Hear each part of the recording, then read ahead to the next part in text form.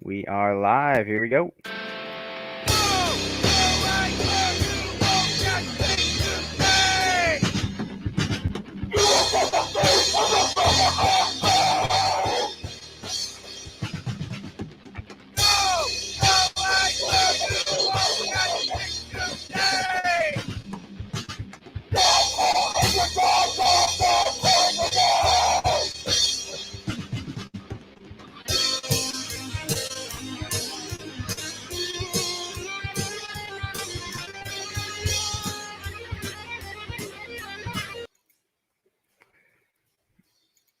There we go. Epic Eric, what is up, man? We are back for another live here, August 30th. It's a Monday, almost Crazy. September already. Years going by quickly, but hey, it's been a good year. I can't do too much complaining. I think you're probably the same way, but man, excited to be here tonight. Excited to have you here. Travis is having some internet issues, so he'll be back on here, I don't know, a minute or two, whenever he gets his life figured out with that. But dang, how's it going, Eric? How you Good, been? man. Good, man. Drove up Friday night late, man. Made a late decision to roll up to New York to meet Travis, and JP and Gino were there.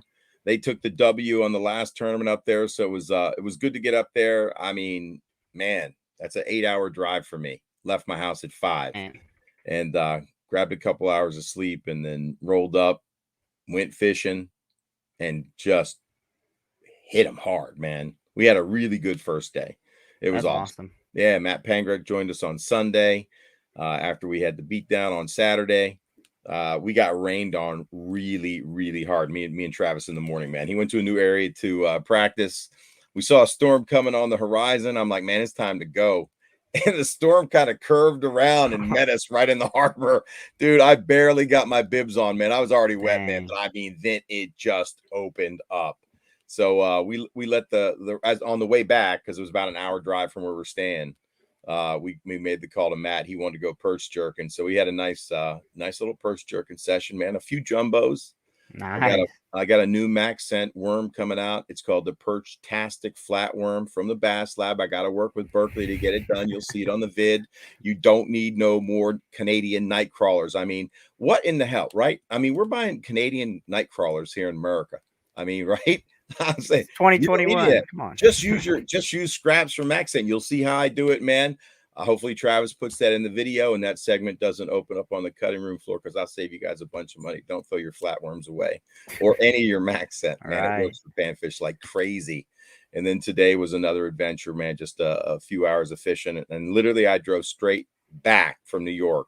I left at 12:18 right after lunch, and I made it back to my house by like 7:45. So I've Awesome. been in a car and in a boat, sitting down, standing up in waves for 3 days straight.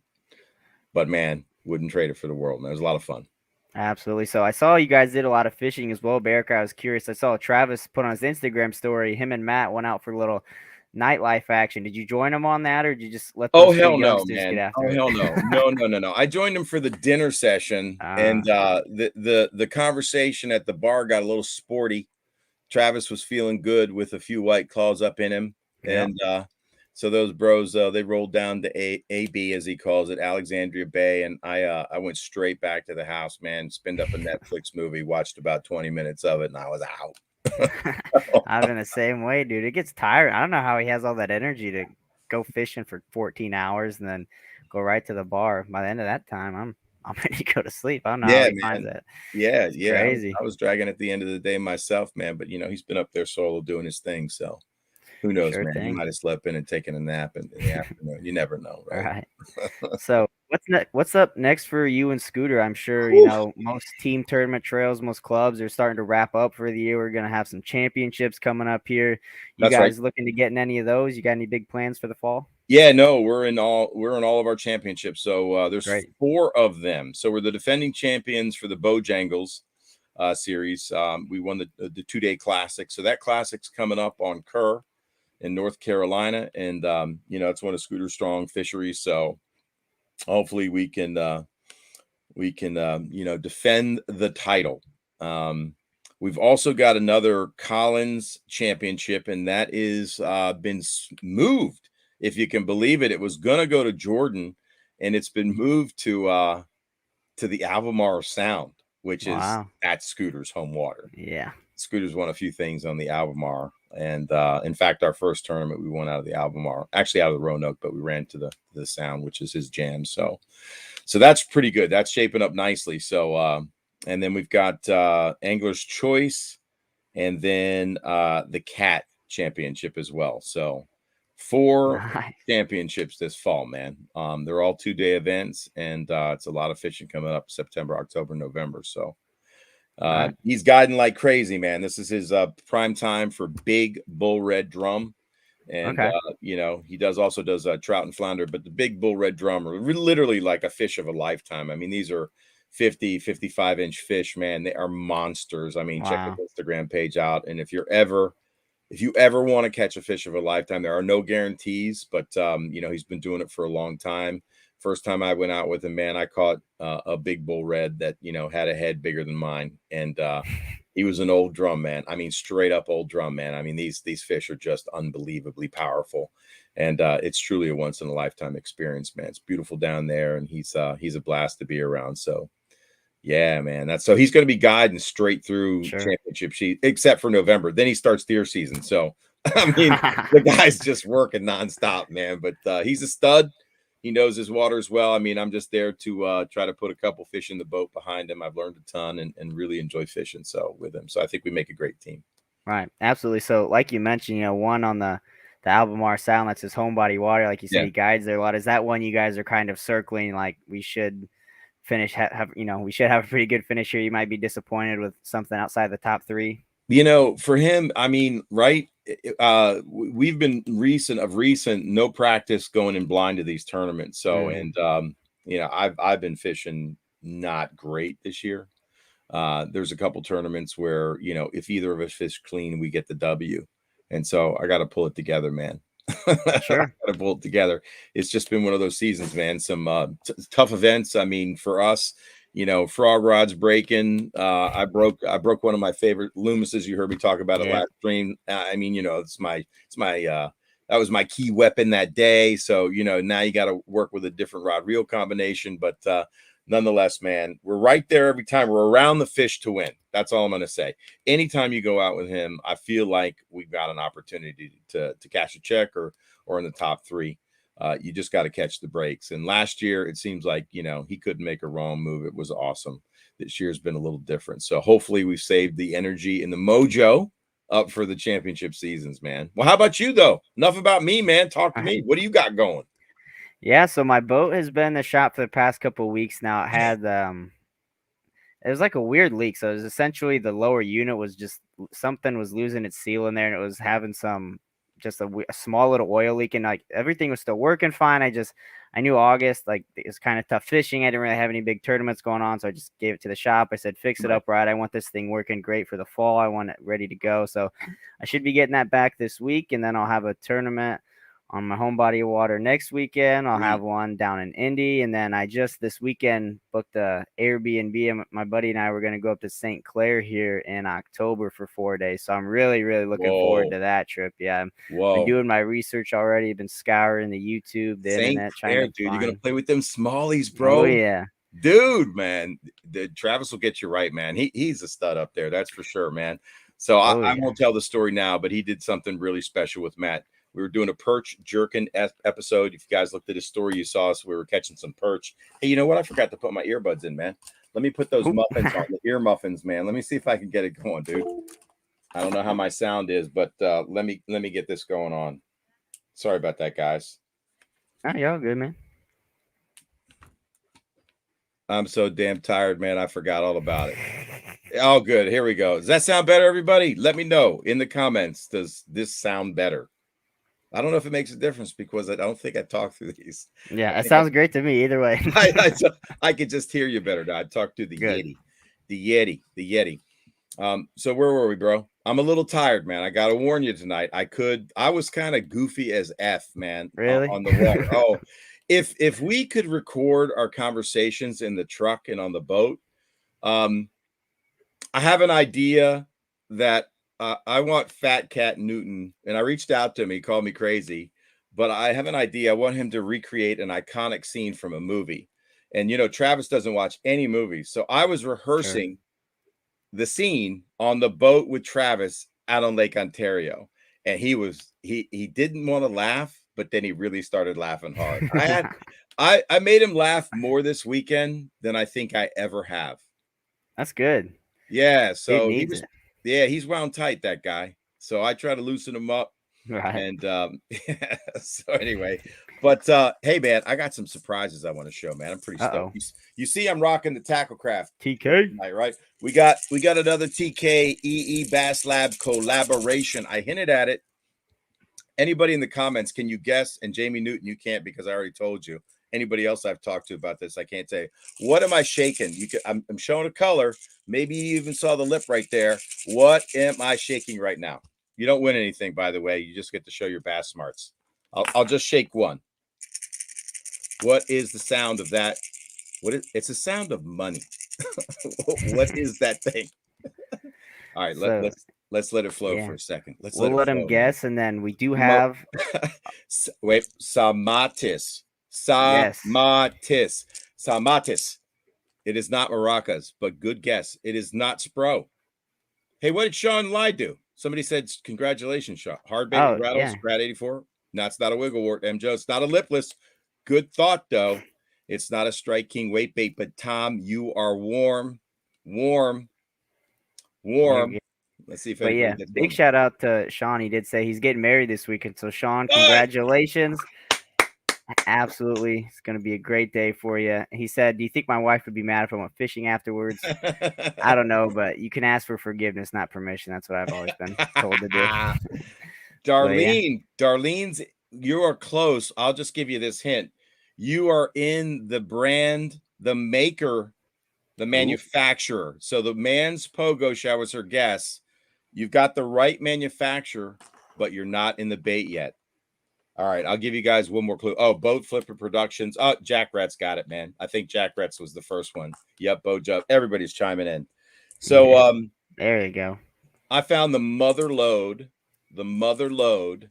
of double stamped OG -1s. And I found them at a reasonable enough price, and I sent them all down to TK. Well, almost all of them. And I picked my favorite colors, and we collabed on a few surprise colors. So I'm gonna show you one that I've scored big with. I do some of these in nail polish, and TK just steps them up like crazy better. I mean, I can't even compare, right? But so I love the collab. I love when I can throw a couple nail polish. And this one, I threw a bottle of nail polish down to him, man. This is the hologram shad. So you can't appreciate it here, but this is like fine sparkle flake, man. And a little bit of chartreuse on the side and a whisper of red on the bottom. That's my hologram shad. That is so beautiful, man. Then I got like a copper nose bluegill. What do you think of that one, bro? Look at that blue highlight on the front there. Dude. It's kind of got that Lucky Craft-esque look for me, man. They choke it. This one I'm really super stoked about. Fire crawl. What? Then we got a candy apple red. Oh, so that's chrome underneath. Don't sleep. Yeah, not many people know about the candy apple red crawl, but you got to have a red bait in your box. And here's the big surprise. And that's a matte finish fire crawl, by the way. And then you got the blue crab. Dude, talk to me. And that could be, I mean, that could be a bluegill. That is like, dude, with the little red and orange highlights, man. Blue crawl. For all you Tidal River freaks out there. And I love the matte finish. I like the black eye. But I'm going to put these up on the Bass Lab site. I've got some people who pre-ordered it. I've only got limited numbers. Sure. So if you were on the Patreon, you got a shot to send me a text. I don't know what I'm going to price them out at, but TK did the bomb move for me, man, and just hooked it up. Now, I'm going to show you one more thing, Alex. All right. What I have in my hand, an old flat 8 red card. A lot of you guys know that, like, Ozark Shad's my favorite.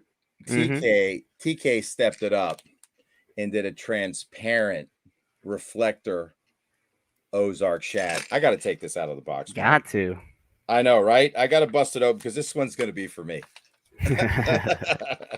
I bought these a long time ago, but dudes, that is a transparent There's a little reflector in there. Ozark shad. I mean, are you kidding me, dude? That's going to be muddy in clear water. Oh my God, I'm so stoked. Anyway, and I'll show you one more. This is a bait. This is a bait that I've kept under wraps for a while. I was fishing a tournament. This is it's a sad story because we did not put the fish in the boat. Now I caught a 633 later that day, which ended up being big fish for the year, but I had one that was about 8, and I hand painted one of these with nail polish. And so this is kind of like my pattern that I scorch fish on local rivers, Upper Bay and Potomac River. It's spring craw-esque, but who can identify that bait? And tell me the bait, manufacturer, and then tell me why Mike Iaconelli had Mans make this bait. It's based upon an older lure maker, very famous, and he made it out of him out of balsa, and then he made some moon dust ones. Those are a lot of big clues. So TK this is my like copper craw. And the reason I paint copper craws is, you guys probably know this, or maybe you don't, but there's a rusty craw on our rivers now, and it's starting to dominate. You might have those rusty craws in your area too, and this thing flashes rusty craw. And I love a school bus kind of chartreusey yellow side. So Bo Judd again, man, thin man, Ray Concepcion with the little Speedy. Who made the little Speedy famous? Who is the bait maker? Did you see anything up there about a bait maker? Max Kavanaugh says Rebel. No, it's not Rebel. Mans. No, it's the Man's Thin Man. So they got the Thin Man part. Okay. And Ray Concepcion got that it was based upon the little Speedy. But who made the little Speedy? Who made the little Speedy? Dude, I'm just busting out like with a lure show tonight, man. How about that? How about that? You're on a roll. I'm on a roll. I'm coming like shot out of a cannon. See, Travis isn't here. He don't care about lures, so I'm taking over. Hell yeah. That one was just so crazy that you hold up. It looked like, it's not supposed to look like. It looks like they messed it up on accident, and that's what they came up with. Like, it does not look like it looks like they goofed it up. No, that's based upon this lure, which is the little Speedy. And I'll show you guys the OG. This is the little Speedy. Here it is.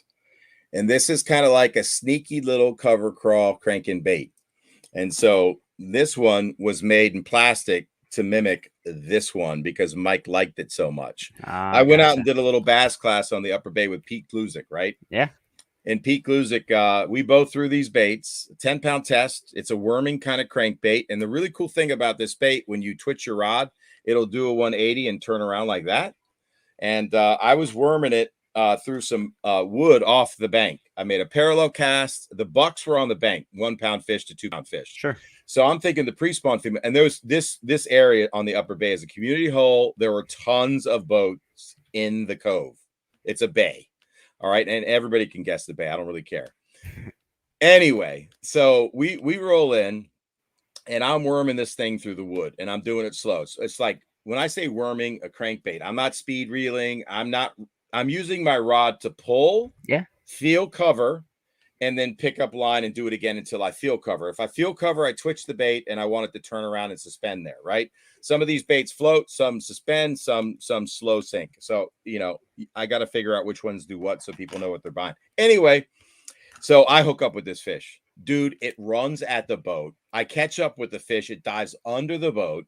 I hit the deck. It's on the other side of the boat. I free spool, by the way, with my Curado E7, right? The fish comes out, makes a run to the trolling motor. He's back under the boat. I hit the deck again. I free spool. The fish comes along the side. We see the size of it. It's probably in the 8-pound range. Dude, I control the fish. One big run out, get the fish close to the net. My buddy nets it. It's in the net, Alex.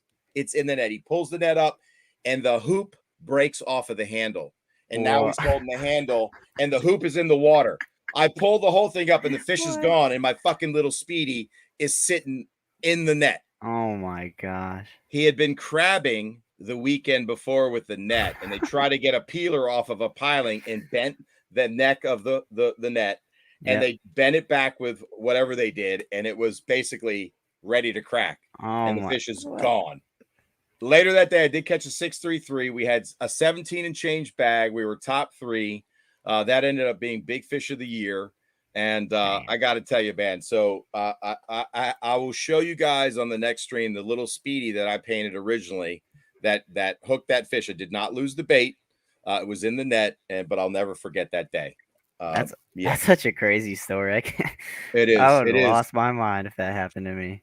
And that same day, I used one of my original JDM lures. Maybe I'll talk about that on a stream. But that little bad bait, man, was just wrecking those post-spawn fish. Didn't get any big fish in the boat, but it helped us fill our limit out. So I'll believe it. Well, yeah, a lot of people enjoyed that little show and tell. Eric, we might have to make a little new segment for that every week. That was some good stuff. But we do have. I hope you liked it.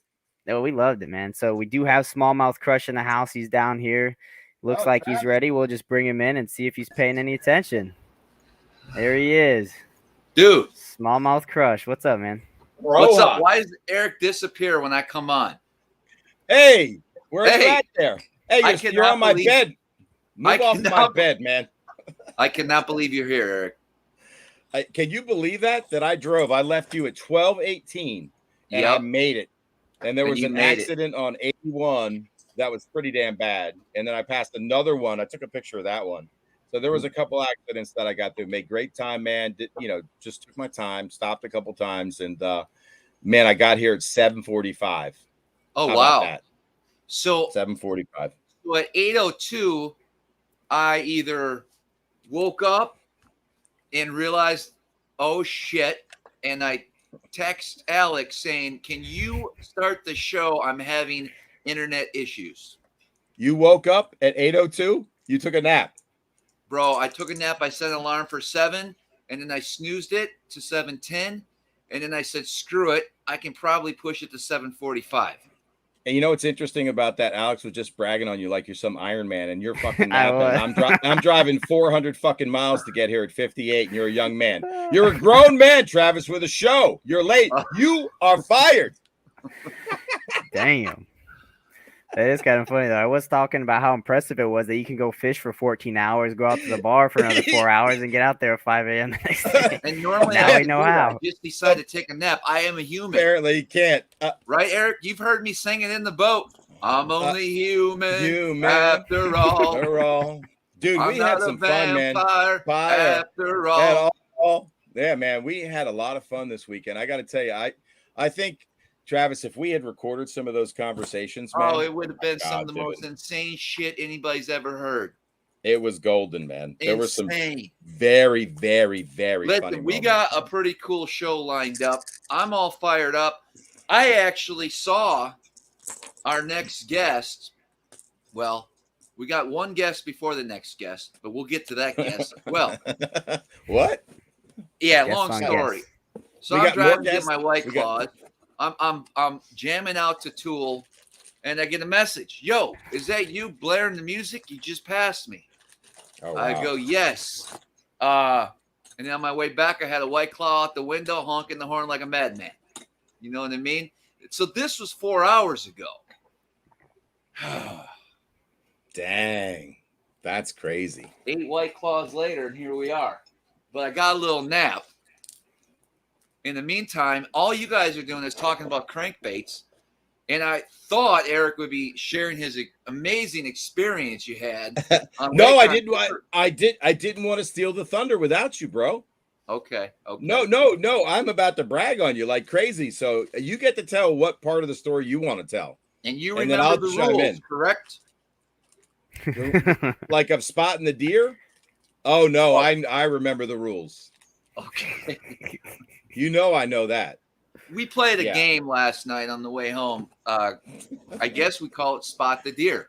Spot the Deer. And I spotted the first deer. Conflict, a huge fight over it. He's changing rules. No, you were changing rules. Bullshit. I go 1, 2, 3, 4, 5. I'm counting the number of deer I see before he even sees anything. Now, granted, he's driving. I'm just looking because he's like, you can't spot deers. And then he goes, I'm not playing this game anymore. I go, okay. And then he goes, deer. And I'm like, dude, you quit like 5 minutes ago. You can't jump back in the game. Good point. I almost pulled the fucking truck over the side of the road. I was so pissed. we were looking for some food, man. We were both a little hangry. It was an awesome last couple of days. I'm glad Eric could join us. We, man, I got punked a bunch this last couple of days. Oh, you got punked really good at the bar by Pancrack. I got that so maybe fired up. You might have. You Eddie, cried. You cried. He had tears. I was at the bar. Really? I was at the Yep. bar. Matt from Bass Talk Live was there. Yep. And he's talking about some Omega variant. Right? Remember that? Well, of course, you were crying. I just said you were crying He's afterwards. talking about some Omega variant and how it's the most deadly out of San Francisco. And, you know, we're going to have to mask up and things are getting really scary. And he got me all mad. And I started freaking out at the bar. And I look at him. I'm like, dude, you believe that shit? You're reading that stuff? Like, what is your problem? And I freaked out. And I got loud. Oh, big. You were loud before that and after that, by the way, just FYI. Okay. It was the White Claw talking. Sure. I had 2 woodchucks, bro. It wasn't like, you know what I mean? How much woodchuck could a woodchuck chuck? So anyways, he sends me the article on my phone. He goes, just look at the article, dude. Like, this is serious. I go, I'm not looking at it. I know it's fake. I know it's phony. I know they're going to come up with variants. Now you're going to need your damn booster shots for this stupid thing. And I just got, my blood pressure went up. The bartender started coming over, wondering if she should get involved, you know, security, whatever. And so I opened up the link. And it wasn't the article about this Omega variant. It was a direct picture. If you guys ever seen it, what do you call it? I'm not saying. Is that when someone sends a picture like it's around the internet and sometimes there's a description about it? Is that a meme or a GIF? Yep. A GIF? No, What's it's a meme. called? That's a meme, yeah. So the meme, I'm just going to describe the meme. A lot of you guys probably have seen it. It's a large dude, black dude, with his legs spread open on the bed. Okay? That's the picture that pops up. I've had that happen to me before, unfortunately. And I lost it. So Travis's reaction was just hysterical, man. Travis, I see a hand in the background near in the house. So do you have somebody hanging there on a rack, or is it a live is it a live human or somebody you've been feasting on? People are asking. Is it your latest victim?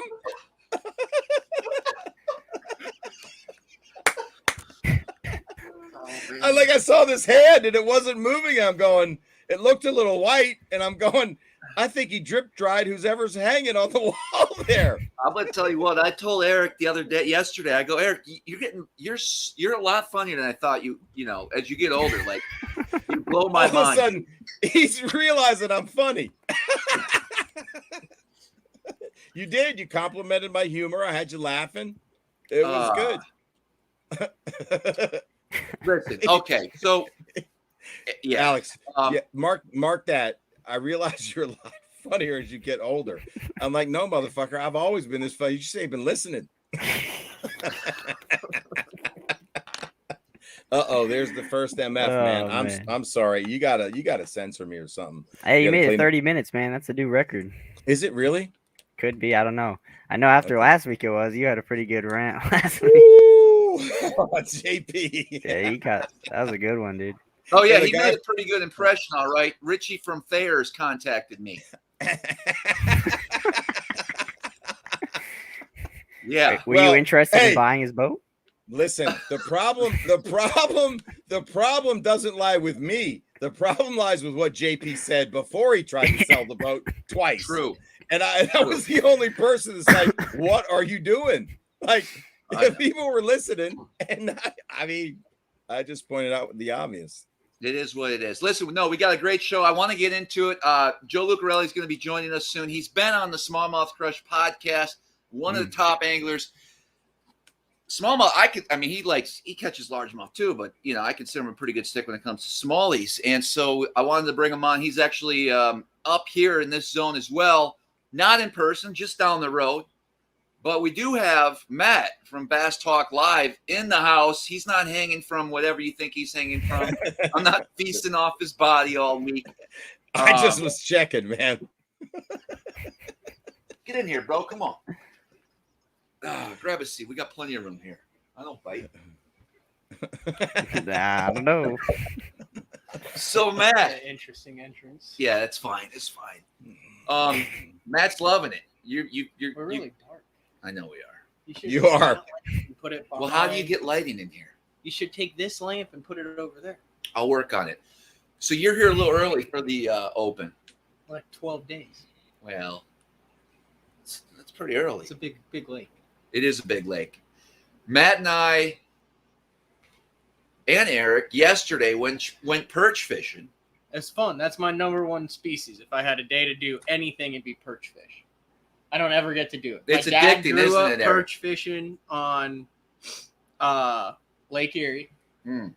And I've gotten to do it like 3 or 4 times in my life. Wow. So that was special. Yeah. We're looking for jumbos. We caught a few. Nothing too great. Eric was jacking on the white perch. It was not your cup of tea, Eric. You know, I did it for you, Matt. I know that you needed some. Oh, I know that you needed some. I mean, look, man, there I was on the best smallmouth body on the planet, and we're perch jerking for 4 hours. Here's the problem. We had 3 perch rods, and Travis stuck Eric with like a heavy action perch rod with like 12-pound mono on it. And then he gave him a number 16 fly hook. And we had like braid like we had like $1,000 perch set we had up. the St. Croix Legend Extreme and I felt Panfish bad, edition. but not bad enough to offer that setup to Eric. I go, Travis, you're not giving me that shitty setup. He goes, no, man, Panger called it yesterday. I'm like, that's bullshit. I drive 450 miles to catch yellow perch. Are you out of your goddamn mind? He goes, Pangrek, I promised him. Okay, dude, let's do it. But then he just made the day even better for Matt. Let's talk about that for a moment. Well, are we going to do that? Save that, or are we going to? We save that for? No, we'll play I got a little clip that we're gonna play here at the end of this little story, but we'll set it up for you. First of all, we're out there perch fishing. The white claws are flowing. 6 dozen crawlers. Yeah, we brought 6 dozen crawlers with us. We're catching a few here and there, but we're seeing all these other perch boats, and so I'm following the crowd. You know what I mean? I'm trying to get on some perch for Matt. We want to get him some dinner. And after a while, even, I was like, you know what? I'm not too far away from a little something special. Let's go make a few casts, right? No. You said, hey, do you want to catch a smallmouth? Okay. And I said, what do you mean? And you said, do you want to catch a smallmouth? Uh-huh. And Eric was like, hell yeah, I want to catch a smallmouth. That's all I want to do. Because, I mean, we're in like perch schools, and he's dragging a tube and a drop shot. Right. So we get out there, and Travis takes 2 rods out, bass rods out, and hands one to Eric and one to me. No, I used mine. Oh, you had yours? Yeah. I was ready to go smallmouth fishing. So, yeah, I mean, literally, it was just that. I mean, it was a let's go make a cut. I mean, I'm assuming you wanted to check that spot to see if there was how it was way in advance for the tournament. Well, I'm very familiar with that spot, and I knew there'd be fish on it, and I thought, let's get you guys a smallmouth real quick since we're in the area. That's all. Took 1 cast. It did. And then all hell broke loose. The fish jumps, and I didn't realize that Matt was like, how should I say this? I didn't realize how important that fish was to you while you were fighting it. Like, well, it was a grouper. It looked like I mean, I grew up in Illinois. I'm from Oklahoma. Like I catch a couple on Eufaula, a couple on Texoma and Arbuckle, and outside of that, it's like up here or the TVA fisheries. It's not like the northern strain smallmouth. Sure. So I don't have the opportunities like you do. Yeah. It was a big freaking fish. So it was your personal best. It was 6'4". 6'4". Hammer dog. one cast, which was like And- some even more like intimidation from Travis because I got to fish against him in a week, and he's like, "Hey, you want to fish against me? I will let you use my rod. Tell you, take me to the spot and let you catch a 6'4". Good luck." Yeah. He's like, see, cast there, Matt. And Matt goes, all right, shoo. All of a sudden, I see this giant grouper break the surface coming out. He jumped 10 feet across the bow, 20 feet out. Yeah. I'm like, oh my God, Matt goes, My "This is biggest was a giant." 5'9" that I'd caught on Lake Ontario after one of the Elite Series events I went out with. I was on the boat with Chris Zaldane.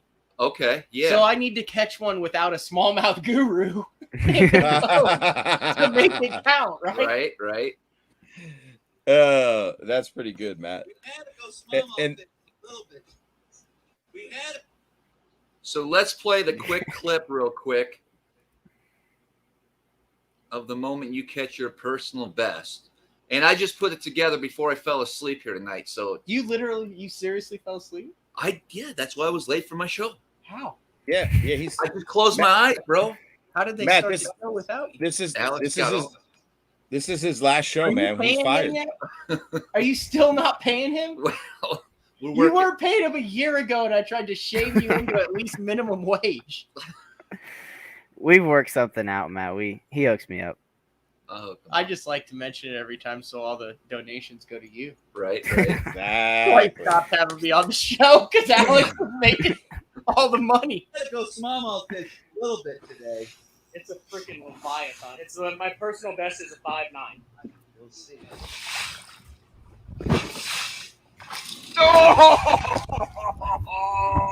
That is a 5'9". That's every. How big is this one? You want me to grab them? Or This is the actual one. You can grab them. This is 100. practice? Or you want to go for the back? I want to land your own fish. Okay, I'll wait. Whoa, why are we echoing? That might be a 7. I don't know. See, we missed the. That's a big pig, dude. That's a big. You told me there'd be a big one on it, and it was one cast in. Look at the size of that fish. Oh my gosh! It looks like a freaking Grouper. group. Oh my god, Great man! Unbelievable. That was a big one. There's nowhere else I'll catch a 6'4" than out here. Yeah. Maybe Pickwick. Somebody said, "Is that claymation?" Because it was really laggy, the video. But no, man, that was a beautiful picture, man. It Looks works. like they said it was a slideshow. I tried to Can't put- wait. Because you did it. You rendered it too high. Oh, you think so? Did you render it? Yeah. You probably rendered it in too high of a setting. I'm trying, guys. I'm trying. You guys will see it in the full-fledged video, man. It was unbelievable. Yeah, at least Hey, I'm Travis, did the camera pick up the jump? That's what I really want to here. know. So I just used the handheld. I just downloaded the handheld. Okay, and gotcha. put it together. I'm sure Here's there's. the issue, Eric, and this is rightfully so, and I would do the same thing. There are some identifiable land markers probably for the jump. Yeah, but it wouldn't matter. It wouldn't? Nah, you No. can find that spot. Okay. It's a spot on a spot on a spot, the Right. size of a dime, and you just hit it perfectly with your cast. You No. got lucky. We're debating whether or not. It's probably that spot is probably the size of your average stove, There you go. like your kitchen Wow. stove. Matt doesn't think it counts. Well, no, I'm with Travis. He said, "Here it is. Here's where you cast."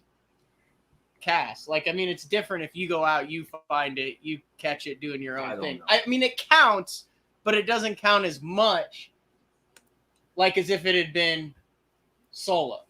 Fair enough. Is that Yeah, true? I see what you're Yeah. saying. Like, there's no way I would have caught that fish without Travis. Like 100%, I would never have known that fish existed. So it still counts.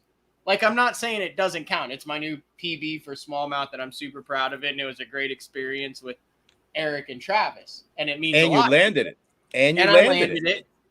I mean, the whole thing counts. But from a purity PB standpoint, It's like you hired a guide in Florida and used a shiner and caught a 14-pound largemouth. Is that Sounds what you're trying to eerily compare? familiar. What, did someone do that? I don't know. Is you that do what that, you did, Eric? I'm sure somebody did somewhere. No, I don't have a Like I 14 said, I'm not fish. taking anything away from it, but this was just kind of a spur of the moment deal. Uh-oh. Not a more significant There it goes. meaning, but a different meaning to go out this week and break it. So Fair hopefully next Thursday or Friday. That would be cool. Fair enough. Right. Now, you said you lost one about bigger than 5'9" earlier in the week, right? Yeah, I lost one between 5.5 and 6. Now, I'm not going to say it was a 6 after I saw that 6 jump, but I actually lost it because it jumped into the side of my boat. Apparently, that's the thing with smallmouth. I didn't know that. That's pretty But I cool, was like, actually. it came up, it did the same thing where tarpon jumped, and I was like, oh my God. Now, it's we a can monster. say it did bite the hook I use versus the hook you are trying to use this week. Oh, no, I've switched. Oh, you did? Yeah. Why? Because yours is a good hookup ratio. Okay, good. And he caught it on a Gajo spirit shed. Yes. Awesome. Mm-hmm. Did it have any attachments glued to it? Yeah, Eric wouldn't No. let me throw it unless he put in this Japanese spinner. That's American made, by the way, that one. It's American. So, Matt, I was did have impressed. a question for you real quick. So you've been covering this game a long time, and I'm curious, do you think Travis is approaching the territory of like the world's greatest online tournament fisherman? Because I think he's won about 2 or 3 this year. I know he won several last year. I mean, he's just on a dominating tear. Do you think he's You know up there what? with the best of those Tourney X You know guys? what I think would be good for your business? Huh. If you brand yourself as the world's greatest online tournament fisherman and let people And freaking that's all come I at did? you. No, Man. if you just, I mean, I think you could claim that title right now. I don't think he. I I don't think he wants that kind of attention, Matt. Just let's. I say don't that. want people jumping into these tournaments, okay? And second of all, Don't let I care about him. Right. Kayaks, bass, bank, any he'll take salt advantage of water. whatever he can. He'll be in it. No, I ended up winning. I jumped into 2 online events this past weekend and won both of them. And people are starting to get pissed off online. I'm hearing a lot of comments. I'm hearing a lot of like, why does it matter? Should we even fish if he signs up? Blah, Who's blah, saying blah. that? Are there Just internet online talk. message boards? Oh, yeah. There's Oh, yeah. online fishing message boards? Oh, yeah. Yeah. So do you have Well, anything to say in response to that? Yeah, after don't seeing know where what he to was say. like, hey, cast there in a 6'4", like I wouldn't enter an online tournament against him. Oh, well. It's all So- good. Listen, let's bring Joe in. I see him in the background. Yes, sir. Let's talk. Let's talk with Joe. See what's going on. All righty, here he is. Joe. Joseph. Jesus Christ. I'm sorry it took me so long. I had to go 20 minutes up the road, wake his ass up, and then drive 20 minutes back. Seriously. Oh, that's hilarious. On Est that's Express, funny. he's a dumpster fire. Isn't that bad? That's terrible. I'm like Terrible. knocking on the door. I'm like, Bohemian Rhapsody, Bohemian Rhapsody. you got stuff to do. That's pretty damn good, man. Bohemian Rhapsody. Oh, man. We're here. I got Okay, go Step ahead. back. All right, Matt's gonna He's got to fix the pee. lighting. He's got to pee. I don't know what he's doing. Don't mess up this place, bro.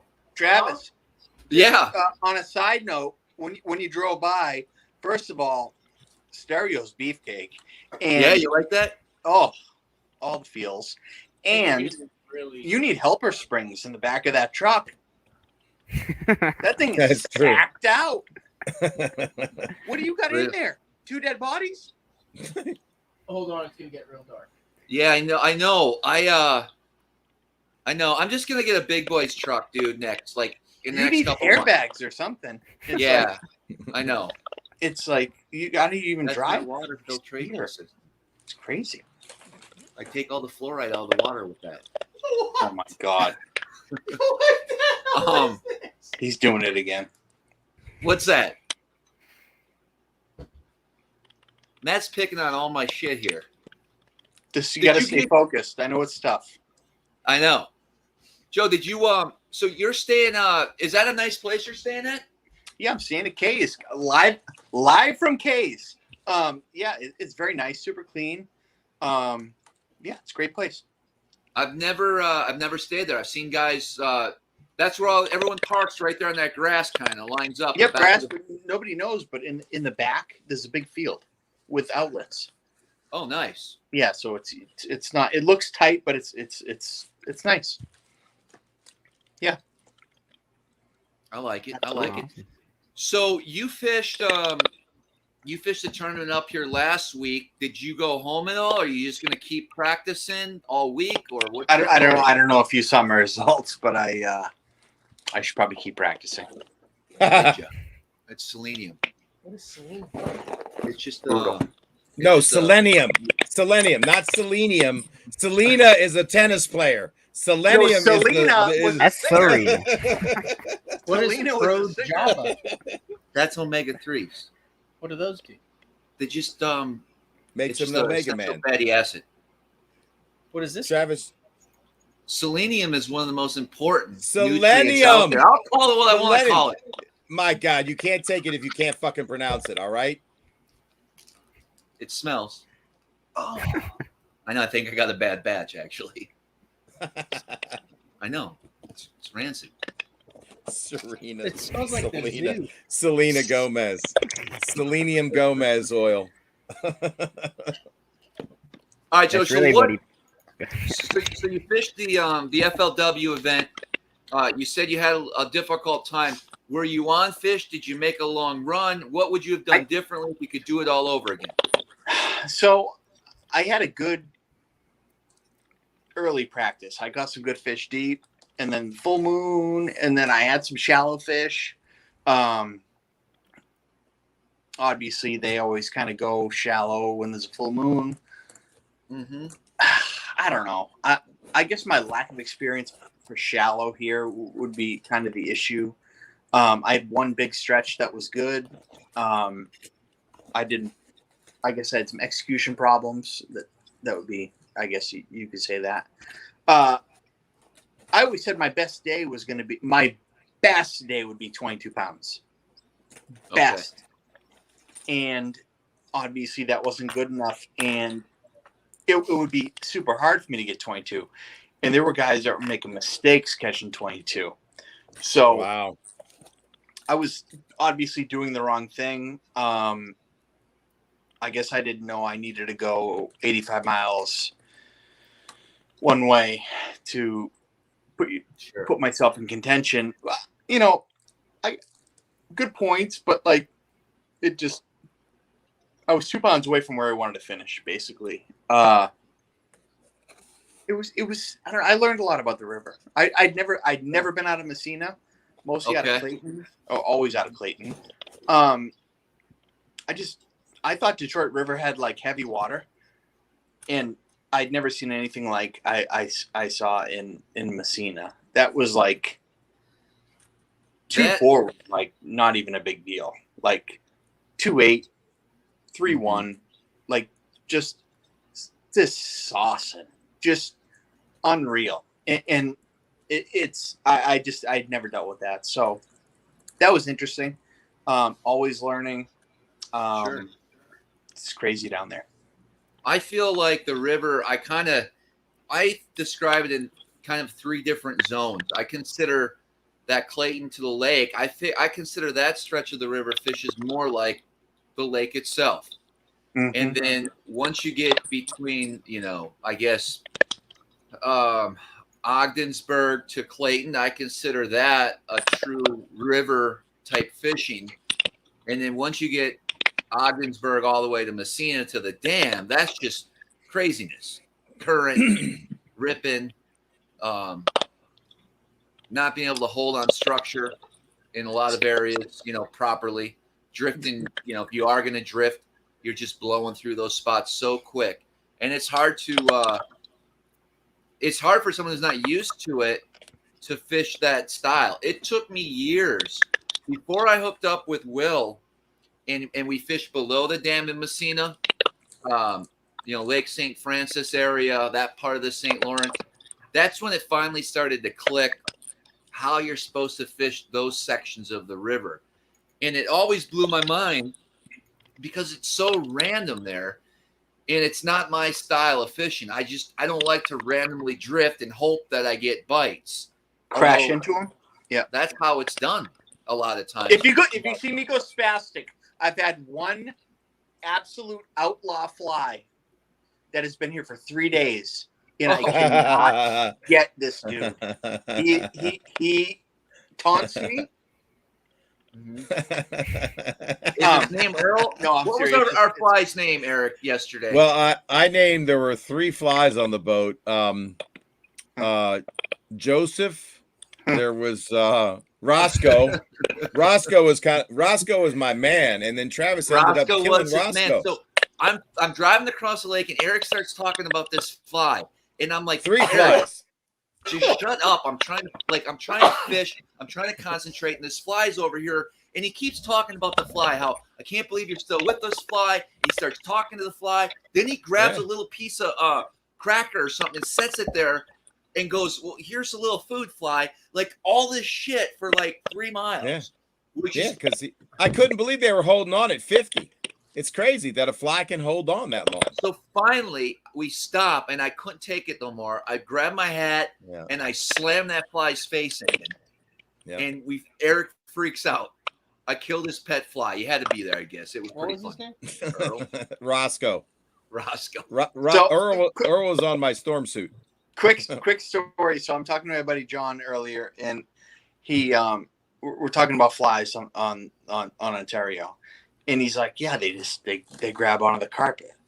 Where going when you're running? So I said, "Great, I have that DTS." So I said, "I'm just going to put my Merc in gear, get off the hot foot, and I'm going to just be going 30 miles an hour and just start absolutely foot stomping every single fly on the carpet." Can you visualize that? Because that would be a little bit of a hot mess, but I would take the shot. Yeah, it's fine. Flies and fishermen, man. It might end up in Niagara River, but it's fine. You're gonna go for it. Yeah. Especially when they start biting you, man. If you're wearing shorts, it's crazy. Hate it. Blood. That's the worst thing. I have no idea where Lake Ontario flies come from. 40 miles offshore. Oh, I bought some spray for him. You got spray? Yeah, because that first night I was out there, I was just up there dancing. Right. Like it was not enjoyable. Yeah. It sucks. So Joe, what's going on? What's new with life? Well, I was going to ask you real quick. You're just out catching some perch during practice. Like I like to call that sitting pretty. No. I have a lot of days logged in up here, you know what I mean? And I don't know if it can hurt you. It can help you. I know. You're just like, hey, you want to go catch a smallmouth? 6'4" first cast. That's literally what happened. It's all about making this. I say, hey Travis, you fishing in Messina? And he's like, no, I got to go down to Jersey Shore. I got to see Snooky, the situation. Whoa! I told you I was set up this problem. Snooky, Vinny, I got to see them all. Like, get some cheese balls while you're down there for me. And he was upset that he couldn't fish the tournament. And I'm like, no, that's obvious. You're on him. He's on him. No. You're on him. It's different. We weren't today. Yeah, that's not what look, you guys, honestly, I'll tell you, man, the struggle is real sometimes, man. He puts a lot of time in looking. That's just a fact, dude. He can pull up to a juice spot, no question, but there's a lot of looking. How many juice spots did he hit for you today, though, Eric? How many juice spots? No hating players. Did you hit any juice spots today? We absolutely did. Well, wait a minute. I lost one on the first juice spot.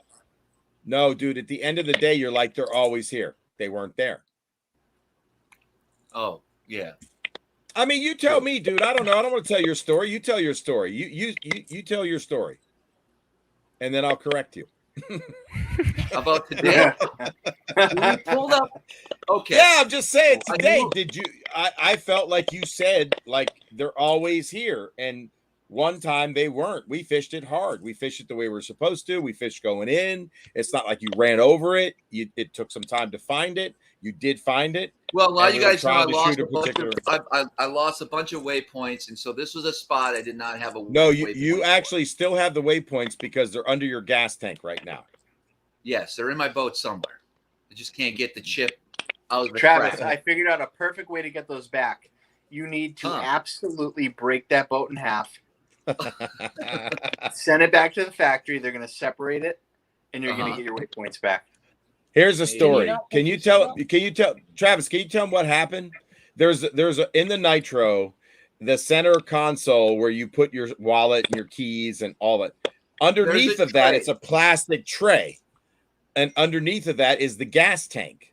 And the tray has a lip. And when people that I forget to talk to come on my boat with clients a lot and Matt yesterday, open that tray violently. I didn't open the it. The hatch violently. will grab it. I opened it like a normal human being opens any boat compartment. And then all my stuff just spills out on top of the gas tank. It's a poor design. Back into the cracks it goes. It's a horrible design. It's a bad design, yes. You could super glue it in there. Probably. Just a little dab. Maybe. But what the hell were we talking about? Oh, so Eric, the biggest thing today that was frustrating is we pulled up to a main lake point, well, semi-main lake, because we really couldn't get out on the main lake. Right. And I said, call it a secondary point. A secondary point, and I said, we're going to crack on them here good. Yeah. And we live scoped them up. There was 80 fish on the screen, right? What? Crazy. Yeah. Lots of fish. Like bass. Well, don't we know. don't know because we could not get them to bite, but I did catch a 4 there. Bet you wish you had those night crawlers. I was thinking, I'm like, I gave Matt all those crawlers. Damn it. You mean you fought a 4 there? Neither of us landed our fish that we hooked up, dude. It was not a good day. A smallmouth did not touch the boat. Yeah. Oh, you did see him? But we could not get the others to bite, and I really think they were keeping it. But they were on the perfect stuff. Nice rock transition off of a point. 100%. Everywhere we went with the scope, there was a fish there, fish there. We were like slinging casts constantly, dude. It's crazy, man. That's how these fish are. That's how they are. I got to jump in here. I'm going to spice this up a little bit. Do it. Yes. You, all three of you guys fish tournaments forever. Have you ever lost a hat on takeoff? No, not on takeoff. Well, whatever. No. I'm sorry, I shouldn't even say that. That was my situation. Hat comes off, and if you turn around, you're gonna get run over. Oh wow! All right, so have you? Yeah. Here's the next question, because I asked that one, asked this one. Have you ever lost 2 hats in one day? No, for sure, never. Okay, are you ready for this little hot mess express? Yeah. Out of Messina. I run one of those hook buffs. They're nice. I didn't. It was dirty, and I'm cleaning it, and I got whatever, and I have a Sims one on. It's like different. So I'm running out, and I'm like quarter mile starting, and all of a sudden I'm like rips my neck off, and it comes right out. I'm like, what in the actual F just happened? Like, I can't believe it. Like, I look at my co and I'm like, Rod, what happened? And he's like, I don't know. That was weird. I just think buckle down. I do the same thing every time. Anyway, that's cool. I'm like, I have a Sims Gore-Tex hat that I always keep here. Not an issue. Right. Get that one. Go, whatever. First stop, second stop. Get this thing out. It doesn't fit good, but whatever. It's working. So I put it in my center console, my little Phoenix, my little center console. So I'm running from third spot to whatever, and I go to put like a 5-hour energy over here into my middle compartment, and then close it, and then stop, and then open it back up, and my fucking hat's gone. Gone. Gone. I said, Rod, you saw me put my hat in there, right? I think I'm going crazy. Like, I've had a day to begin with. And he said, no, you put it in there. No hat. What do you do at this point? Well, Go see a shaman. I'll tell you what. When You tied you tied the thing on. Dude, You tied your buff. You You guys did the buff unscrewing thing. your I boat? buffed and I buffed. And then Double what buffed happens it. when you look like a complete moron? Jody White rolls up on you and wants to take pictures. Absolute hot mess express. I'm like, hi, Jody, and he's like, hi, hi. And he's like, what do you got going on? And I'm like, what's that? I said, he's probably thinking that's a pretty interesting look you're rocking. Yeah, no, it's not a vibe. I'm like, I don't want to do this. Like, Yeah. I know zero hat. Take your hat off next time for 8 hours. It's pretty awesome. Hot mess. I'm going to tell you a quick story about that because this just happened, yesterday, Eric? Yeah. Was it yesterday? Yeah, dude. Yeah. So today's Monday. It was Sunday. Yes, okay. dude, So yes. I take Eric. I take Eric on a little road trip. So we drive an hour away to launch the boat. And with promises of 100 smallmouth going to appear on the screen. I promise him the best smallmouth day. You just drop the bait down, set the hook, and it'll be cast after cast, not a problem. I've been hearing about this spot now for several years, so I'm ready to do the hour and 15-minute drive in the rain to experience this. So we get there, there's no rain. Picture this. It's very close to where we're going. We don't have to run an hour in 4-footers. I don't have to look at a tanker out there on Lake Ontario wishing I was in the mess hall having ham and eggs instead of getting the shit kicked out of me running across the lake. It's a very nice fucking run. And so Really? Travis goes like this. He sets the boat down. He goes, he's looking at me, man. He's got this big fucking grin on. He goes, are you ready? Are you ready? Are you ready? And I watch it. We're coming up. We're coming up a drop. We're coming up a drop. He goes, are you ready for the screen to light up, Eric? And we get there and he's looking at, and I'm looking, I'm going, I don't see nothing, man. I go, are those smallmouth? They look like fucking bay anchovies. I'm like, this ain't good. He goes, well, maybe they're on the other side. They're going to be here. They're going to be here. They're going to be here. Starts coming up, man. There ain't dick on there. Not even a fucking goby on the spot, man. I would have taken a goby bite at that point. He goes, well, maybe they're on this corner, that corner. We circle the wagons. Ain't a freaking smallmouth. I've wasted an hour and a half of my morning, and there ain't nothing. Blew my mind. Eric, you ran an hour and a half? No, we drove an hour and a half. We drove to an hour and a half, a ramp an hour and 15 minutes away. East or west? I was on the south end. I was on the south end of Lake Ontario. All right, fair enough. He's doing a Southie move. I know Southie. Gone. Yeah. Anyways, so then Travis goes, let's just go. Let's go see what's happening. Like now we're going to go like someplace else, really close. Maybe they moved in. And I'm like, yeah, man, that looks good. That shoreline looks really good to me. Let's do some good stuff, interesting stuff here. So we're running along, and I got my jacket on, man. I got my smallmouth crush hat. I'm ready to shoot the like epic episode. I'm all excited. I go, Travis, I'm rocking the brand today, man. He's all happy about that, right? All of a sudden, man, we're rolling, and the vortex thing happens to me. My hood flies off my hat. I go, Travis, my hat. And he goes, we'll find it. And like that motherfucker is gone.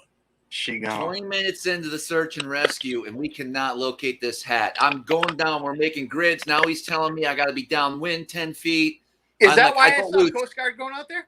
Yes, in search of the smallmouth crush hat, man. Helicopter. Well, we didn't find it. No. And the boat ramp wasn't too far away.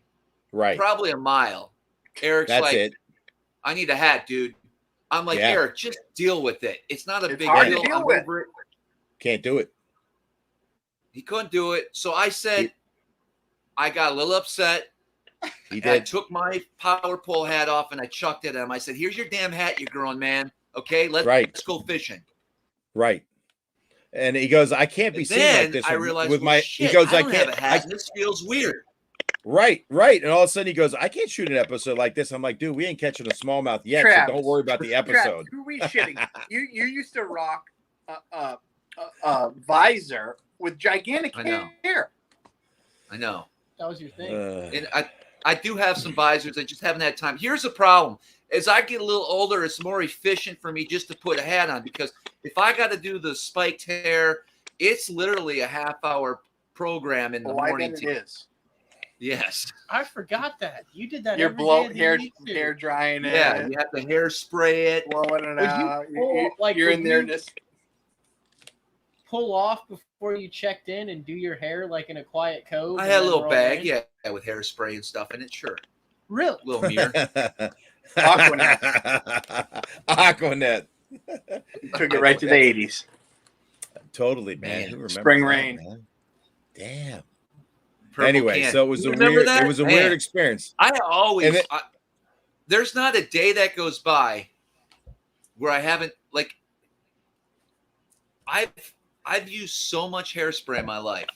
Have you ever been somewhere where you freaked out because you can't find hairspray and you forgot a bottle of hairspray and you're driving, you're Googling stuff and you're like, You do know, so Missouri. much stuff that's counterproductive to your health, and then you take all these crazy supplements and filter your water and eat avocados and all this stuff, and then you don't know. put. What do I you don't think's know. happening when you're spraying all that hairspray? Then we stopped at the gas station after our record day. Travis goes, "I'm going to go in and get some ice cream." So he comes out with a gallon of ice cream. It's chocolate chip. And so I'm inside showered up, man, and he sees and he comes in. I go, "Where's the ice cream? I'd like a little." He goes, "Man, I ate the whole thing." He ate an entire gallon the other night again. Well, when he drives past me with the Beats. I said, I asked him, I said, where are you going, grocery store? And he said, yeah. I said, what do you get, white clams? And he's like, no, I'm getting, Jesus, again it happened. He said, the hands on this kid. He says, I'm getting ice cream. But it's all natural. Well, yeah. Well, so I downed that one right before my nap. Wait, you've had 2 gallons of ice cream in the last 2 days? So he did. Yeah. He did a White Claw float. So you Drive- chugged, A White Claw float. you chugged 8 So White he's like Claws and this. drank a gallon of ice And then walked over that and bed fell and asleep. passed out. That's what happened. 8 White Claws and a gallon of ice cream, and I was done. That's It's literally called diabetes. what they do after they Diabetes. get dumped. They drink White Claws and eat ice cream and then go cry in their bed. It's diabetes. Travis, I thought you were actually fishing again. Here was the plan when I left at 12:18. He goes, "I got to get this boat clean. We're cleaning up nightcrawler stuff out of the corner." And Right? he goes, "I'm going to go back out." And so I call him, man. You DOA, man. Dead on arrival, man. No way. You were zombied out. I truly Yeah. thought you were fishing. Nope. No. You needed no. to recharge, man. You're losing a step. It's all right. Let's talk I did about need that. a You lost a lot of smallmouth this weekend, which surprised me. I haven't seen you fish that Why is he unclean in getting a in your while. head? What- I know. Well, Well, let's he talk did get about my that. head. Talking into that hook and now you're It's- jumping them off? The hook's fine. Because I had Chad Pipkins on a podcast recently, and I Yep. did the interview, and he was telling me about some old school, the before all the Gobi imitators came out. Yeah. What is it? Poor boys, that Poor boys freaking Gobi? Erie darter. No. Erie darter, Right? right? Eerie dart.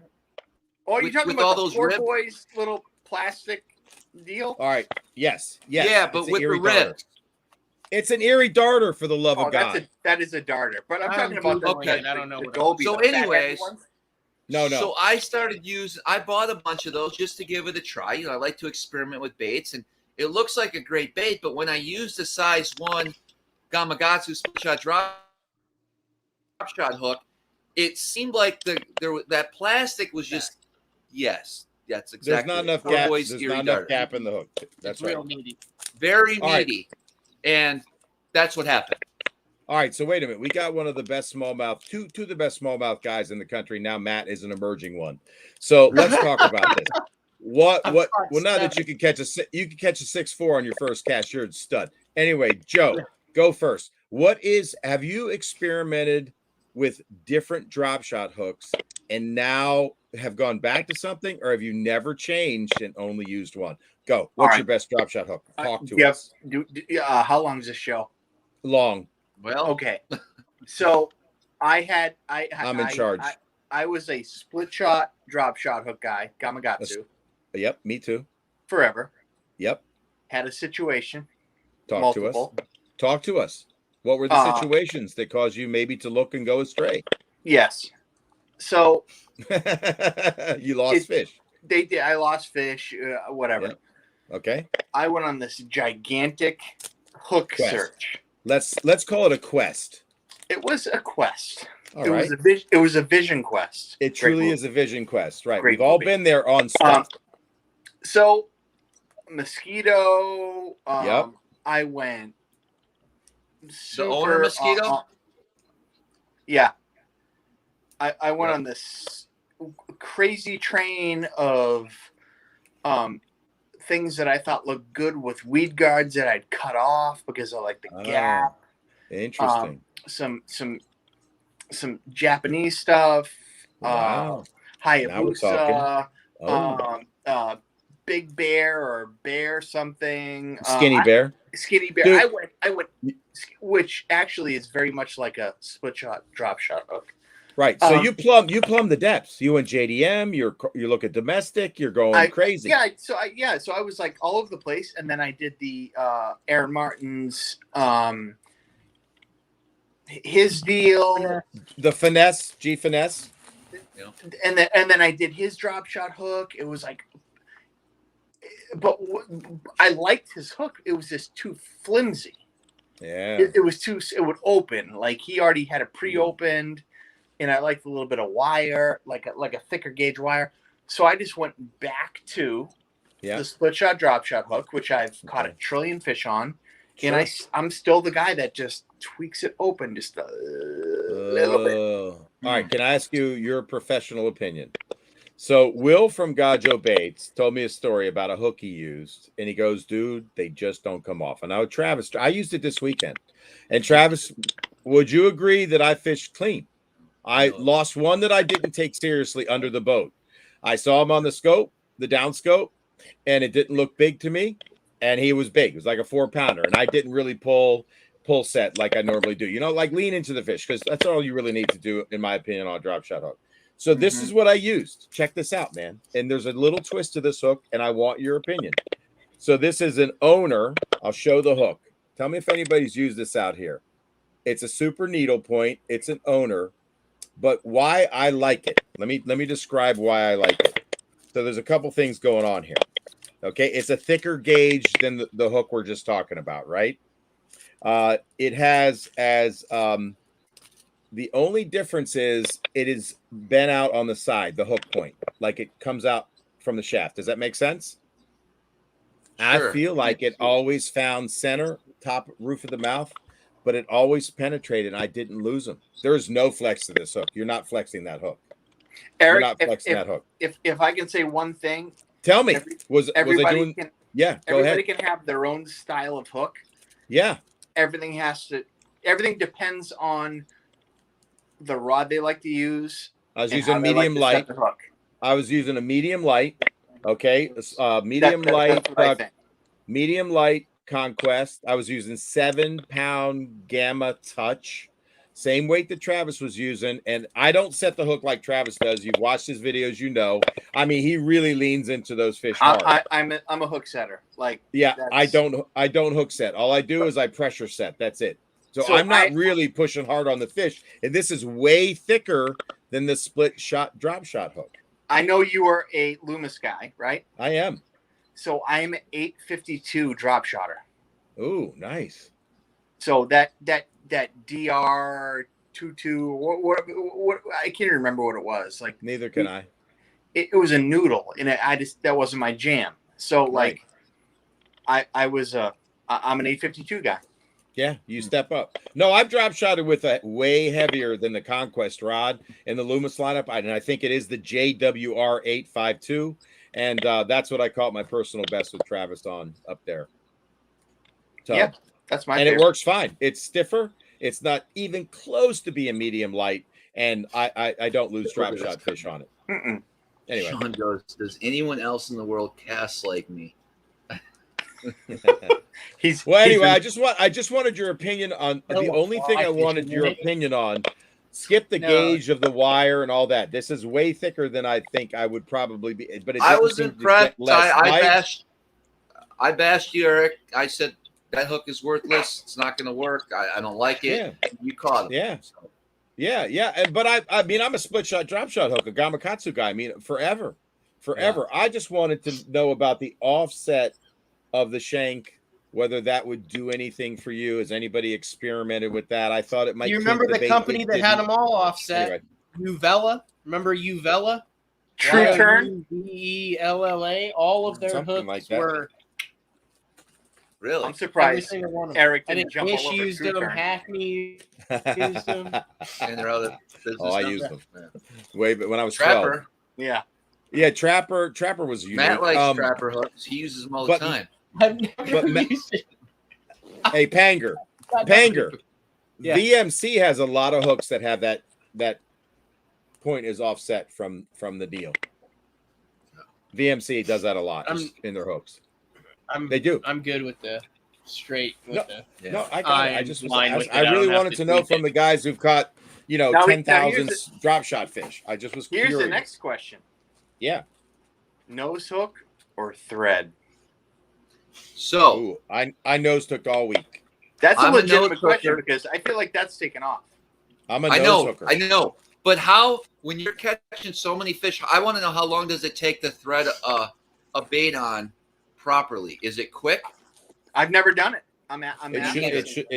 It should be really quick, because here's the thing: even if you go too far and Tell you're us not your using setup, Z-Man, you can kind of push it down. And by the way, here's another question for Lucarelli. Now, Matt caught a good one on a full-size fluke. Do you believe a bigger bait gets a bigger bite with smallmouth?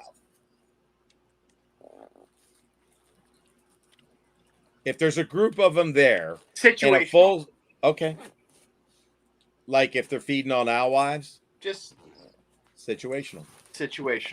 Okay. And Is it worthwhile to test it? No. If you drop a 2-inch bait, he's going to bite. The same fish will bite a 2-inch bait over an 8-inch bait. I got lit up one time out of Buffalo. We were in Barcelona. I was throwing, I think it was it was something, it was a cross tail, something small, 235, 275 or whatever it was.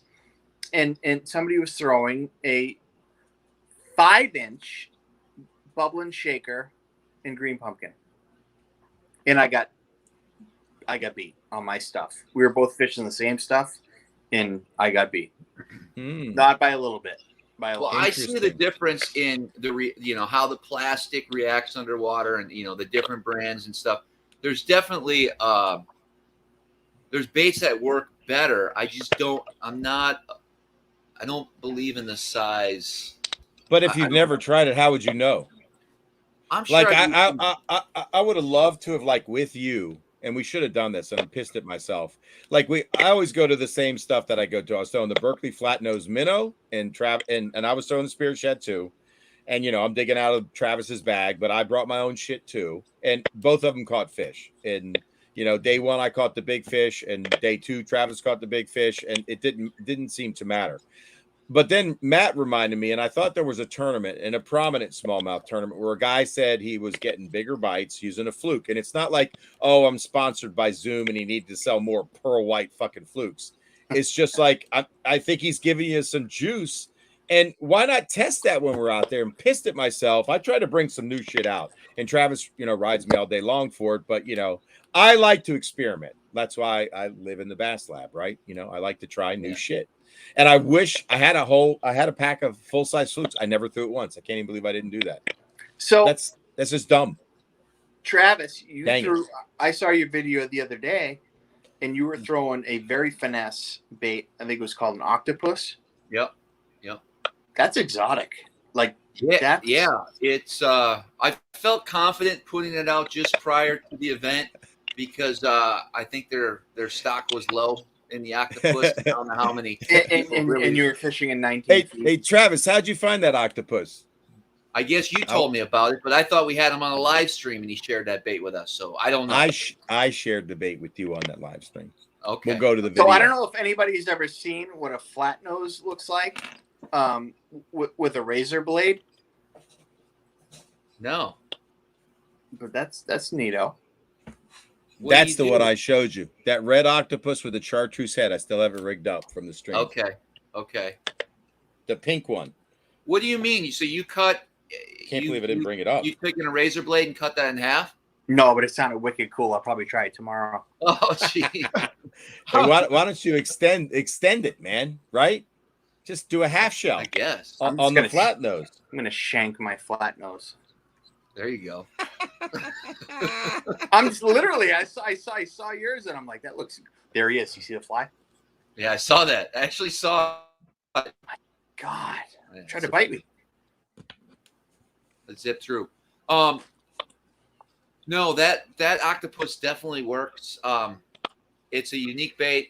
There's a bunch of unique baits that I do put in rotation, but to be honest with you, I really wish. Like, I have not found many situations when you're around fish, they typically will bite what you throw at them most of the time, especially on the Great Lakes. Do you agree? No, don't ask me about the Great Lakes. Okay. Have either of you guys, drop shotters, or Eric, and I know we talked about this too. John Murray video where he had the 3 baby flukes on each of the treble. Oh, hooks. yeah. I wanted to try Is that that too. a freaking thing? I don't know. Troy remembers I had the bait in a glass of water. Thank you, Troy. Okay. He remembers. He didn't know nothing about that octopus because Is that's that a a thing? saltwater bait. Or is that I'm at a media event and ran out of stories? I don't know. It probably would work. Honestly, I mean, I had treble hooks in my bag. I didn't do it. You even said, Eric, with me, you were going to try something weird like that. He said that in the boat. This is the bag I brought. This is the It was special. nice. I had all sorts That's of cool it. stuff. You could have tried drop shotting 3 full-size flukes on a treble hook. No, I wanted to try You know, drop have shot 15 inches of plastic down there. I wanted to try drop shotting 3 flat nose minnows, and to see if that just here's the treble hooks I brought. And I didn't even do it. I brought number 6. I put them in an owner package. Red gamakatsus. I wanted to try the red hooks, and I brought number 5 bronzes. And then I also brought these. Look at these tube head inserts, man, with marabou on the back. God damn. Eric, So you're pissed. like I consider you like one of the sharpest cats when it comes to like lures and stuff, Thanks, baits. man. So, what's the first color you lose in the water column? That disappears? Yeah. They say red. Is that why you're throwing it? No, because the Gamakatsu hook is red. It's gold underneath. So once it gets chewed, it starts flashing gold, which I really I don't love. catch that many fish. God. Oh, man. You go to gold? I heard that. I heard that. I'll scrape that paint off, actually. That's exotic. Yeah, it is, man. Yeah. So anyway, if you can find them, red Joe, number 5 see the gummies are gold comments at all underneath. or not? No. Okay, so a couple guys here. There's been a bunch of questions, but someone's talking about your dad earlier. You know, he's pretty good stick up in the Northeast as well. Do you use a couple questions? Do you use Live Scope currently, or what's your electronic setup? So Live Scope as of this spring. So this is my first real year with Live Scope. And How are you winning without it? Dumb fish. No, that's a serious question. I watched how Travis fishes. How did we do and it? I mean, back literally, in the day? we're looking at the fish we're catching. Literally, how did you do it before? I don't even know. Like I looked at some like 2000 some. You have to look where you did well in the past, right? So I looked at this stuff that I did well in the river, and I'm like, this stuff sucks. Like it's horrible. Like I hate to flip it, but Travis, do you think there's more walleye in the river than ever? Than ever? I can't answer that because I don't fish the river a whole lot, The only reason I ask is, so I got on some stuff and I was just absolutely shocked at what you can tell what they look like. They're long, they're skinny, they're not footballs. You can't see fins. Like it's just, and you can't get them to bite. like smallmouth. Sure. Like, they're behind everything you think they'd be behind, but also smallmouth would be there as well. I'm just like scratching my head. Like every place I go and look, that I know that is legit has 5 to 7 walleye behind it. Wow. Just looking at them, Whoa. just watching them. Yep. It's crazy. I mean, that's one frustrating thing with live scope now. I can't use it effectively on the Chesapeake Bay, only because when we pull into a marina, I'm seeing everything that's living in there, dude. Like everything. So, The catfish, the stripers, the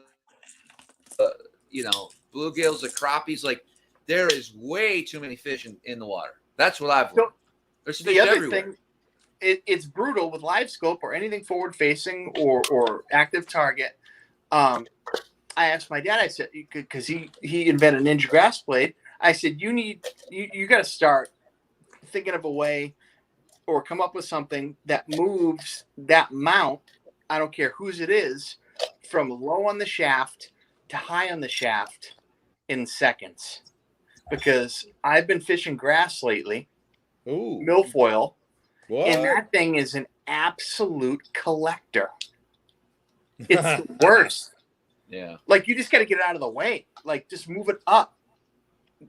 Move it up. Have you dealt with that, Travis? I just deal with it. It's a pain. But, I'm running 360 as well. So Yeah, when I'm in the grass, I'm fucked either way. And I got a long You shaft. have a 360 and 2 transducers. Yeah, I got 2 transducers. You got 2 live scope transducers. It's a pain. It's a pain. So I'm leaving here and going to the Potomac, and I'm like, I'm just gonna take the thing off and and just wire tie it somewhere. Like I can't deal with it. It's brutal. Like the Ninja Grass, it cuts all the grass, but like you can't get rid of it. It's brutal. Right. It's so frustrating. Panger sauce. What's he looking at? We're just reading the comments. These people. I'm you sorry. tried You the said mic- there were other. have you There were tried the questions. mic- I got off track. Yeah. Well, there you go. Independent, right height turret. I tried that. I tried to get that device to work on my boat. It just Is that didn't. the one that has the Yeah, other foot pedal? automatic. I want to be kind of. You need to stay on that fish. You can't have an automatic thing. I don't think. It's really changed the way I fish because You have one that shoots down. so I have a straight down, That was one screen. That was your screen on the one screen left. straight down always And then the other screen was the one that was shooting in front. on a forward facing mount. Right. And then when I'm anchor locked in a lot of places, I'll take my live scope out on a pole that I take off the down view and I'll plug it into the down view. So now if I do get on my trolling motor to move off a spot lock, I can still scope them. And then when I put spot lock in, I got a screen that I can go like this. Yeah. Your color palette was all jacked up too. I think my color palette's perfect. I mean, you could see everything. It's just not what. I mean, I've spent Everyone so that gets many in my hundreds boat. of hours with. Everyone that gets in my boat has a different reaction to that color palette. Some love it and some absolutely hate it. And No, I was neutral, but it was different. It was real different. It took me a while to figure out like really, because so like I have the forward facing, but you can also use it as the down, right? sure, yeah. So I didn't never understood like exactly how you're down. Is you're down like 10 foot in front of the boat and 10 foot behind the boat? The Kinda- down it varies. It's on auto, so it varies. Oh, you run it on auto. Oh, absolutely. You have to. Just the down. No, we'll talk about settings on offline. But yeah, you put it on. You manually pressing that button all the time out here. 100%. So I never what change happens it. when you get up on ledges and it's constantly going like this. One time your skin. It's like we're having a private conversation over here. I'm sorry, guys. I never change it because you want to keep your distance the exact same. Travis is not allowed No. to have somebody with him again. No. What are you talking about? I'm talking about the forward. Oh, how far you're facing. Yeah, I thought you yeah, were talking about depth. No. Okay. I'm down. always. You run the down on auto. Yes. Okay. But forward's always at 70 feet. Okay. Yeah, that's So I'm that's, always okay. We're so good. We're on the same and page. that doesn't matter if I'm in. No, listen. If I'm skinning the dock or something, I'm going to bump it down. But I don't care if I'm in 12 feet of water or 30. I need to know. I know how. I'm pretty accurate. I can hit that fish most of the time. I was just saying when there were perch under us, I knew exactly where my bait was going to show up on the forward-facing one. Okay. But I was confused as to how it showed up on the down one because sometimes And you got to keep in mind that down is and permanent. sometimes it'd That be at the down is back, permanent. yeah. So the down's always going to be where your boat is. It's not Yeah, how Matt, your trolling motor's moving because that's on you like were 360 permanent trap. you were really safe Go ahead, standing Eric. on his right side during the perch jerking session, Captain Perch-tastic, because if you were doing anything other than dropping, that is the danger zone for your skull. I've never spent so much time looking through a man's legs than I did on Ontario with Travis. I never ever stand on his right side anymore because he hit me in the skull once and I won't have it happen again. One time. Dude, just never mind. Never So I hit try to anybody. stand on his left, I but he figured does. with perch you weren't going to be jerking him that hard. He doesn't like to be touched, so you cannot stand on his left shoulder and get close to him. Don't touch Travis. So I basically, especially in rougher water, I found it really comfortable to be in the well and look through his legs, and I could see where the fish were. Now hitting him was another matter because you couldn't judge anything in terms of distance. So I would just wait for one to come under the boat and try to catch him that way. So, but he is a master, and I got to give him a lot of credit. I don't know how you guys do it. When we were Perch-tastic jerking, there was a boat next to us, and all three of us are looking down at the screen. And I go, "Ahoy, matey!" And I yelled to the boat Really loud. And I'm like, "Oh man, I did, man." I'm like, and the lady thanked me for the outburst. I said something about, perch jerking on the best smallmouth lake in the country. I said, "Why are all these fishermen looking sad with their heads down, staring at the screen?" I just went off a little bit, and she's like, "Thank you for that." I said, "Yeah, we need some energy in this goddamn cove." Anyway, she liked it. Yeah. And I put the trolling motor on high and got out of there. Yeah, and I kept talking, man. Oh, I was talking to people all Sounded week like long. a scene. You guys were having a conversation for 100 yards.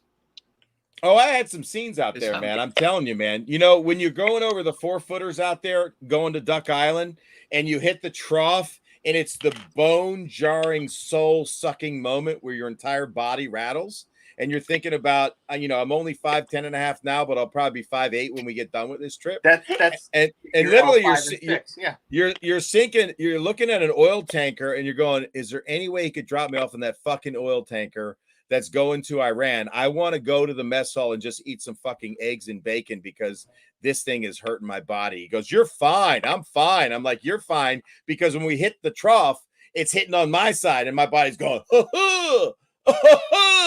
and then you get to Duck Island, you don't get a bite. And I'm like, "What in the fuck was that run about?" Anyway, hats off to the guy. That was an event.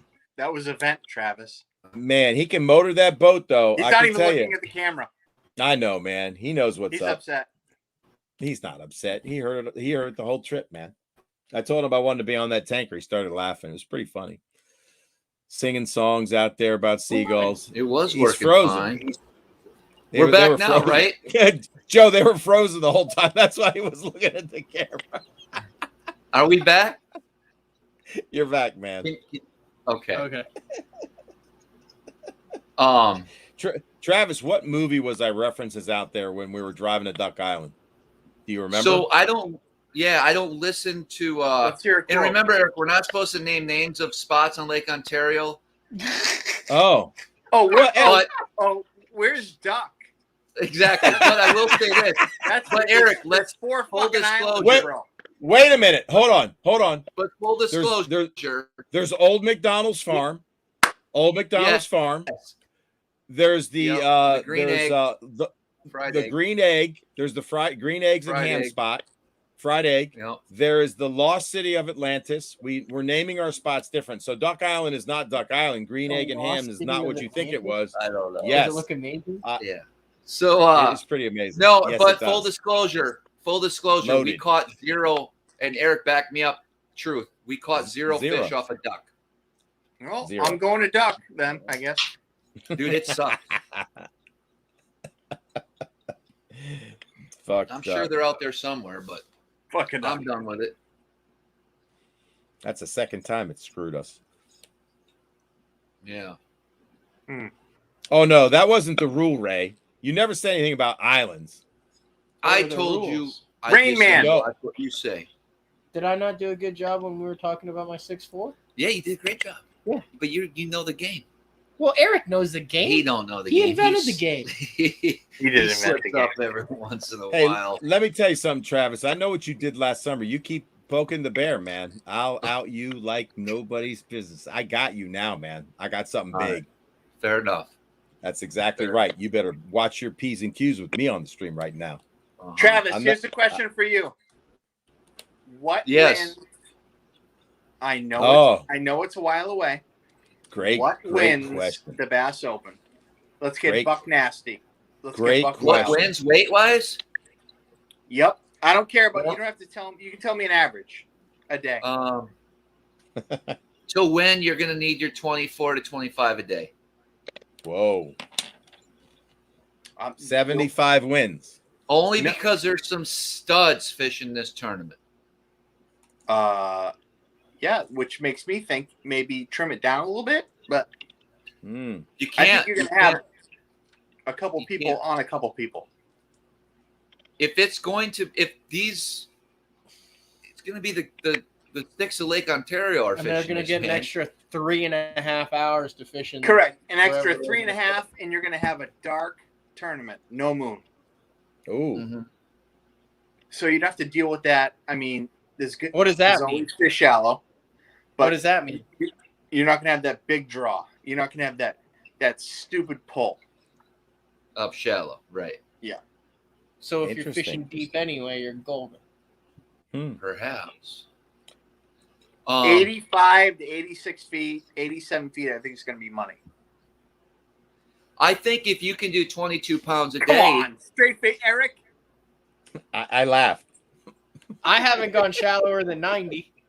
if you can do 20, I mean, dude, Perch, if their eyes aren't popped out of their heads when they're at the surface, are you really fishing? you want quarter-pound eyeballs when you get. Yeah, when you just hope when you land it that it's a 5-pounder because you're you not want to able see throat like this. release it once it comes in the boat. like the orange roughies where they're swimming black.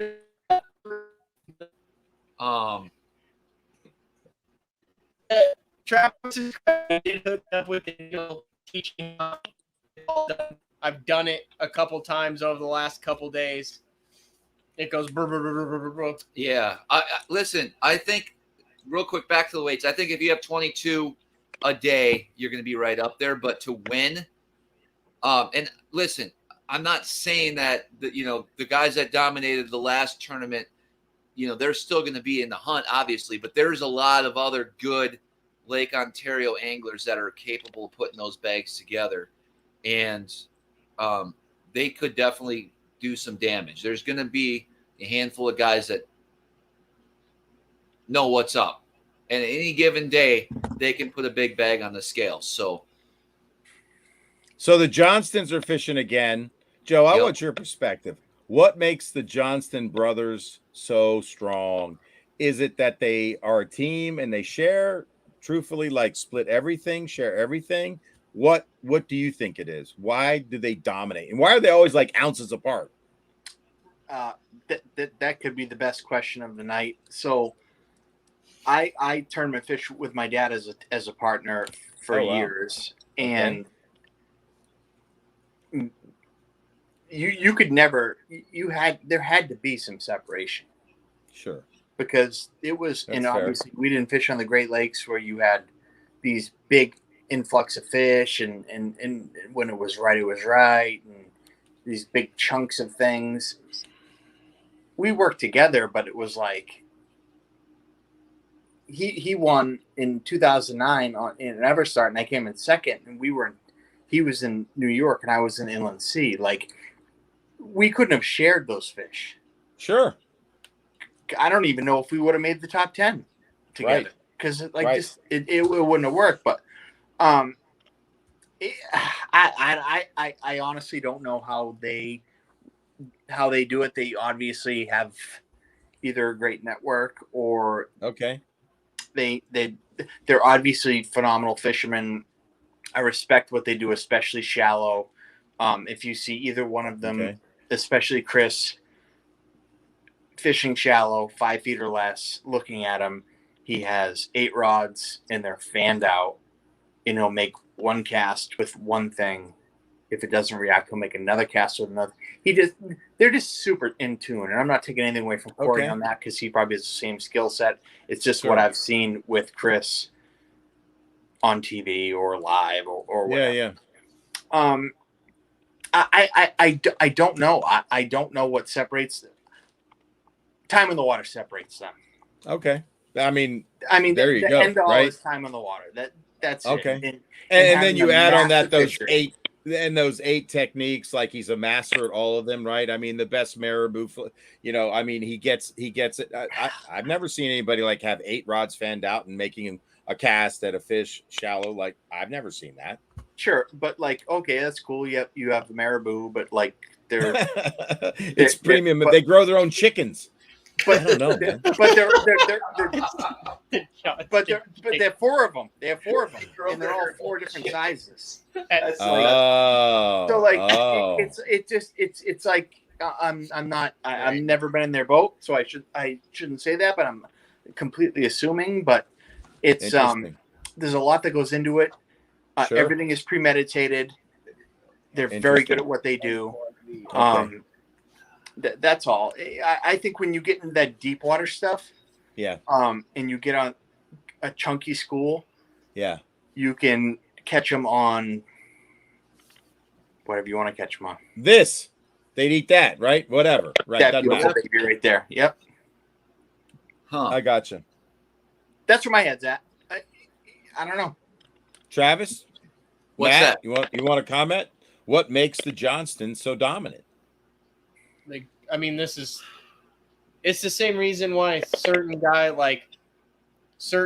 are, in my opinion, really freaking good at sports. Like, it's ingrained at a really young age, and they did it right, and they don't even realize what they're doing right because they've grown up with it, and it comes easy to them, and it comes back to thousands and thousands of hours on the water. Matt, if I can sneak in real quick, I'm not interrupting you. I just want to chit chat on. Like, I can remember going to Thousand Islands out of Clayton early, and they were there early, 9, 10, whatever, and it was not the same. Meaning what? So, results. Their results were not the same. Oh, when they first started. Yes. So it being ingrained in them early is all well and good, but they didn't have that when they were 22, 20, 18. Okay. It wasn't there. So they've learned it along the way, gotten better. Something has happened. Well, it's network. It's so you're saying they got a network? Well, it's resources as well, everything. Right? Payroll, right? What's payroll? I didn't say payroll. What's payroll? I'm joking. This cat didn't say payroll. I was joking. Who they payrolling, Travis? It was a joke. Oh, I got it. Okay. I think what it comes down to is what Eric's saying is it's all about decisions on the water too. Yeah, but how do you know what decisions to make? They based always off make of the experience. Right ones. Right. Time on the water, like Joe said. You just said they weren't. But he was saying they just don't always make the right. They haven't always made the right decision. Well, that's why they spend a lot of time up here fishing on the water. They've learned, but they're not the only 2 that spend a lot of time on the water up here. That's true. No, and I think any of those 15 to 20 guys can put a good bag together. There's always those consistent guys at the top. True. And I don't know. I think it's time on the water. Let me ask both of you guys this: what do you think the biggest mistake that predominantly southern anglers or predominantly largemouth fishermen make when they come up to a great question, predominantly smallmouth fishery like this? And we're talking good anglers, open level, coastal level anglers who are like, hey, I'm going to Thousand Islands, I'm going to Erie. What's the one thing that they don't get that prevents them from having success as a whole? You want that one first? I don't know how to answer that. I want both of you because you guys have been around it though. You've heard me talk. You know what I mean? Like you've got buddies who it's not their jam. Travis just said he didn't know how to answer it. That's his answer. Travis, you want to try again? Joe, go. My answer to that would be somebody that doesn't understand it comes here, has 2 days of practice, 2.5 days of practice out of 5. They get frustrated and they run to what they know, which is flipping mat that you can find because it feels right, flipping grass, throwing a frog, and you can have a great day and catch 16 pounds. It's not. They know everything that we know. You guys just need to keep doing it until you stumble on the thing. And I hate to say it, but like sometimes it's a stumble on thing. It's like you be like, oh, man, I already idled the shoal. I already idled this shoal. I already idled that shoal. And all of a sudden you idle this shoal. And it's like boom, boom, boom, boom, boom, boom. And you're like, oh. Because smallies are pelagic, right? They're moving all the time, aren't they? They're moving ish. Okay. And then it's in all these pretty little finesse baits and all this stuff. Doesn't really matter. They're dumb little idiots. Like they can be real smart. They can be real not hungry, or they can be, dumb. Yeah. They seem like if you put it in front of them, they're going to bite 9 times out of 10. Correct. No, I agree. Yep. But again, so here's another question for you. I'm sorry. I don't know if that answered the question. No, it 100% did. That was gold. That was good. That was one of the reasons why I'm up here for 12 days. I wanted to get the part of where it feels like you're on vacation and it's cool that you're catching these smallmouth out of my system to where you can get down to work. I wanted to be able to struggle for 5 or 6 days and not be freaking out that I've only got a day and a half left. Mm-hmm. And then you've got the weather that you have to contend with. You want me to be honest? Yeah. I had a dirt bag 3 days of practice. Wow. I know what they look like on the screen. Mm-hmm. Horrific. Wow. Bad. 3 days of practice, I've caught 2 fish over 3 pounds.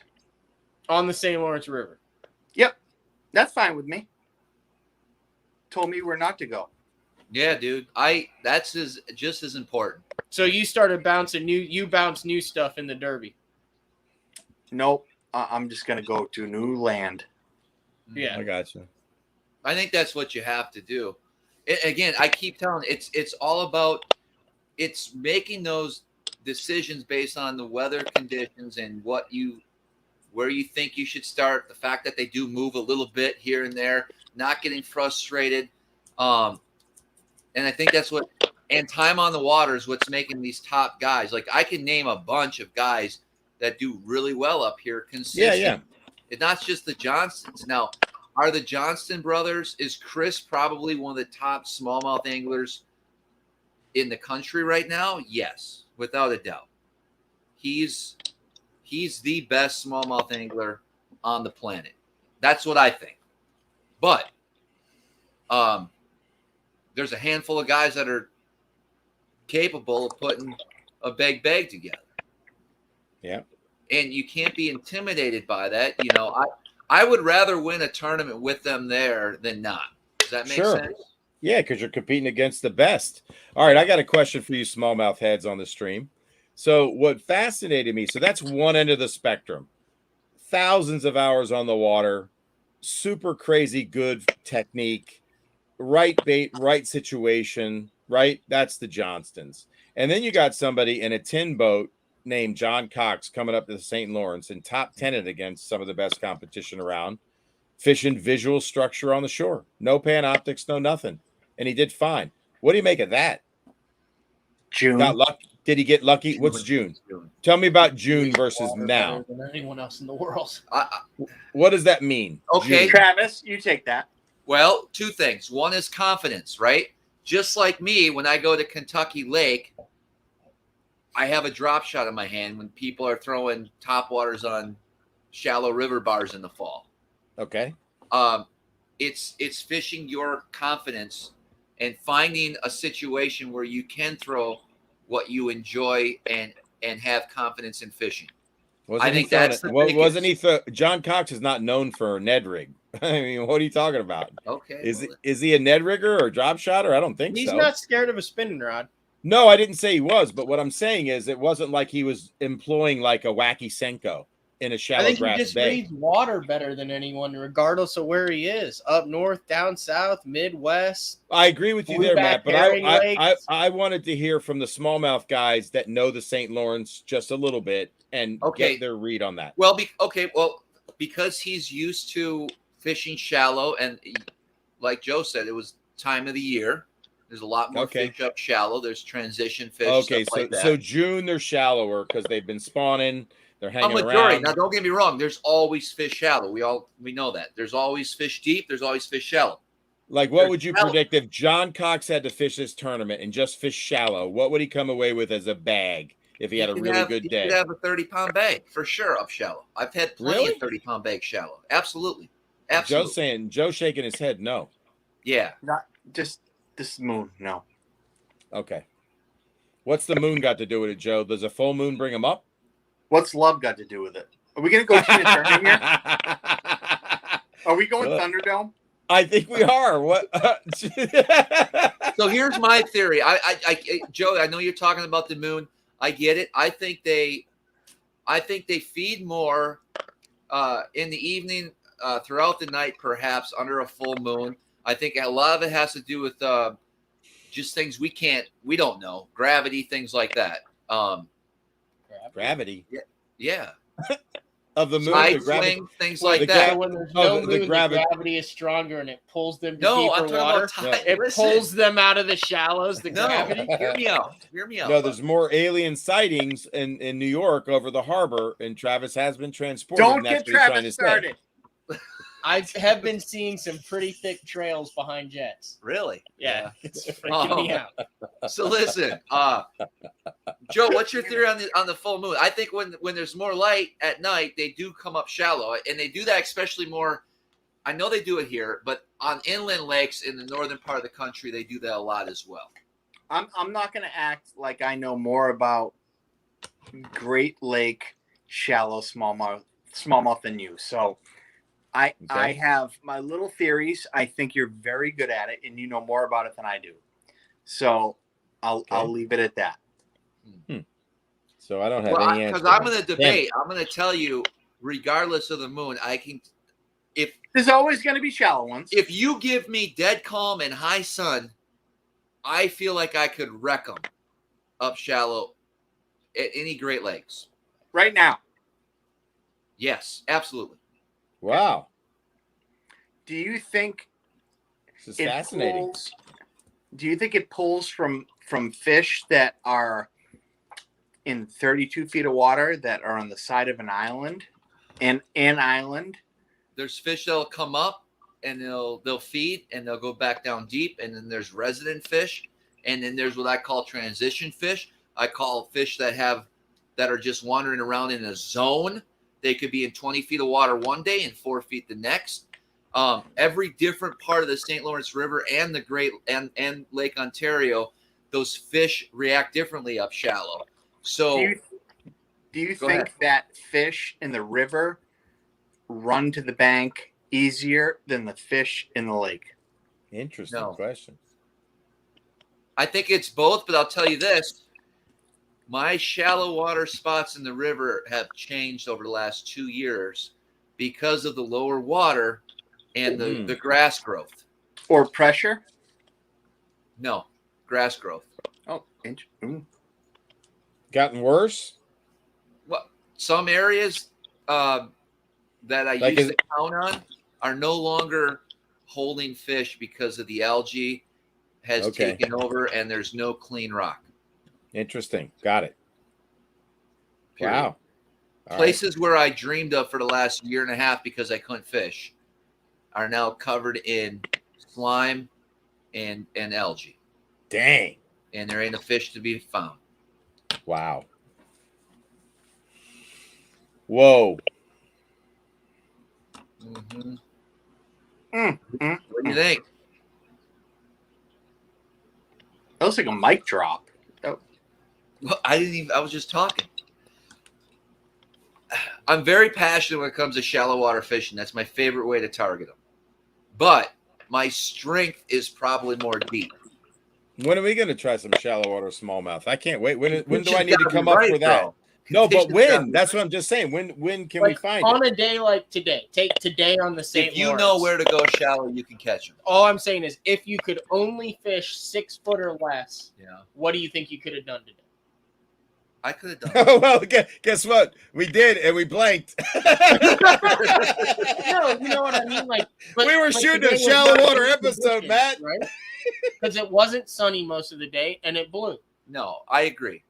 To find new stuff or to randomly, I'm going to tell you right now, my shallow water fish, for the most part, are all never found in the same zones.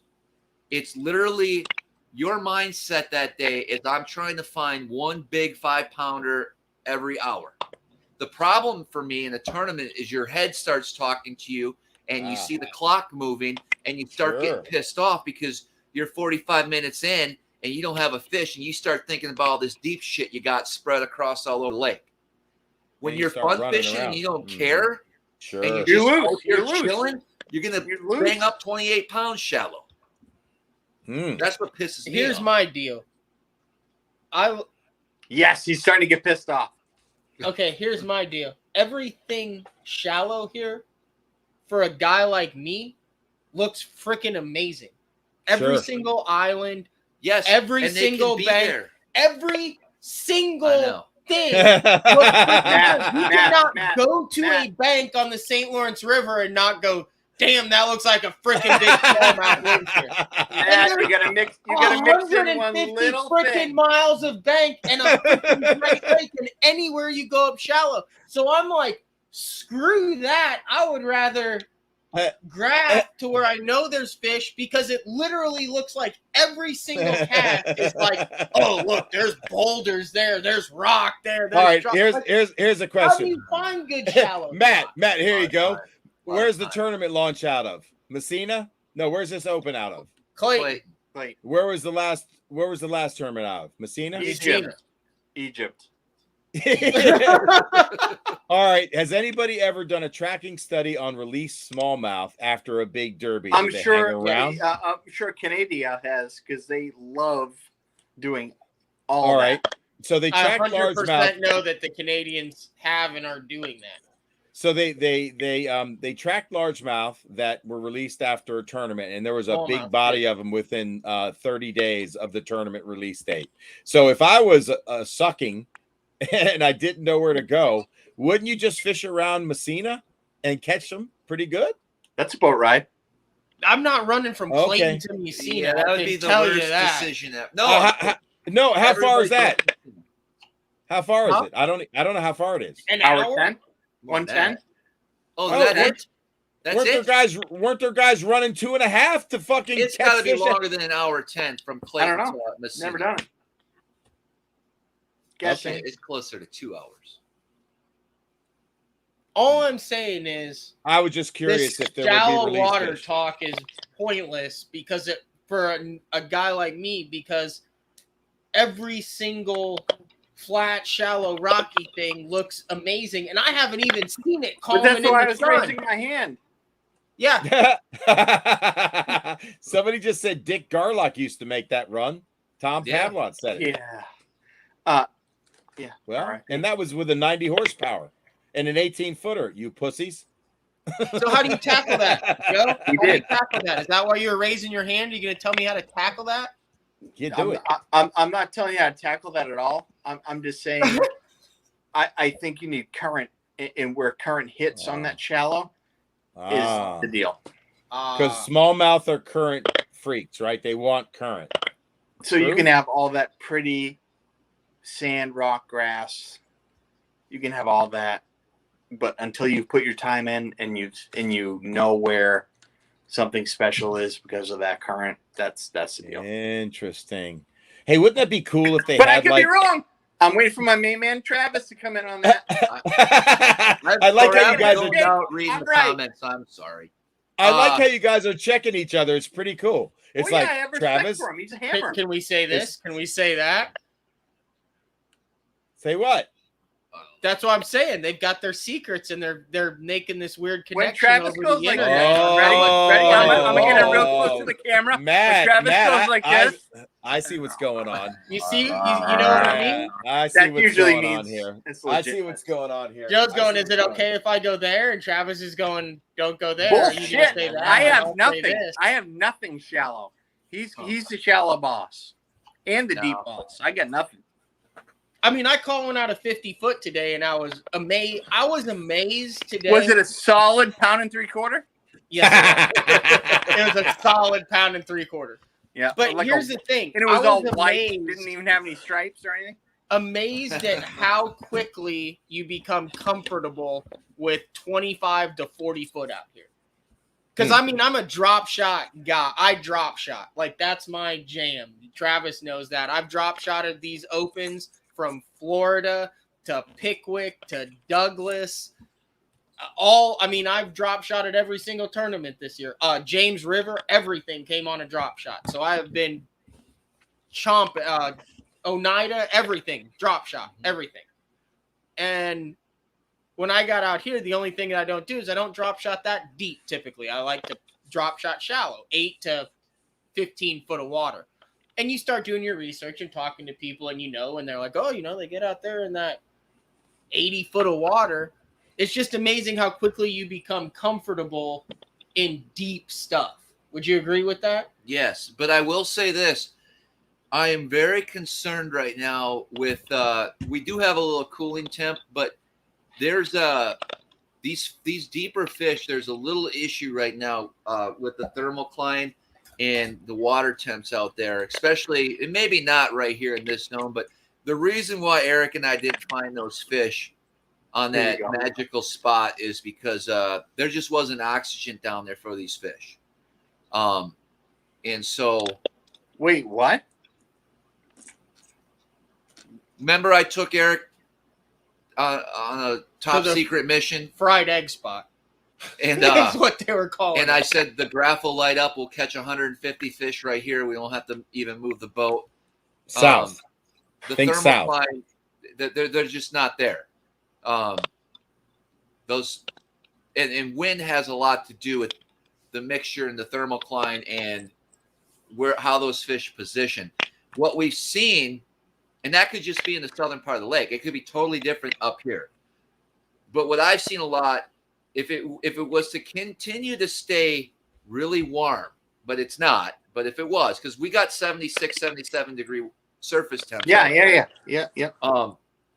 If that continued, what would have happened was it would have pushed a lot of fish off of some of that mid-level depth into deeper water, and depending on the current. And the problem is, once you get out past 40, 50 in some of these areas, there's not the structure to hold these fish. So they're roaming. You can't pinpoint them as easily as you can, if that makes sense. And so that was a concern, but it's not, because we are cooling down. We got a lot of mixture of the water here. We got some strong winds finally coming. Eric, the day we went out was probably one of the most, maybe the second most unpleasant day I've had out there all year, which is weird. Normally, you tried it's the to kill opposite. Eric. No, besides that, we've had good conditions all summer long for the most part out here.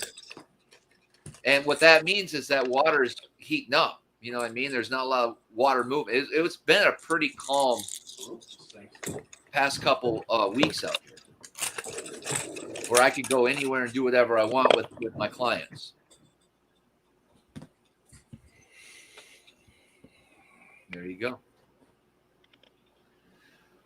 Oh, well, Eric, what do you think? I'm so glad you got back. Yeah, man. You put your ear muffins on and you're ready to go. Did you like that? I used Coley's, man. His son Cole. We FaceTime with Cole, and Travis tried to ditch him like 3 times during the call, and I stayed on with him, man, because he was cracking me up.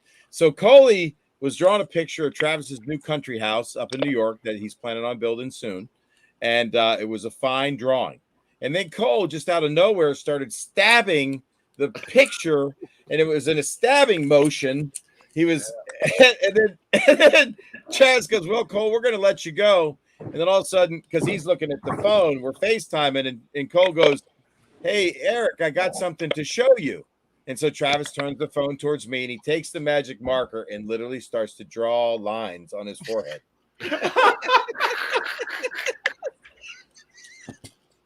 Did Joe just leave? Was he done? Nah, he'll be back. No, I had to pee. I thought I was badgering him for too much info, and he just had You missed me. had enough. No. Never enough. Never enough. Here's the real question. Travis, you ready? Yeah. Yeah. Matt, I'm ready for somebody to honestly answer you have a to give me question your on the answer, screen. too. Oh, jeez.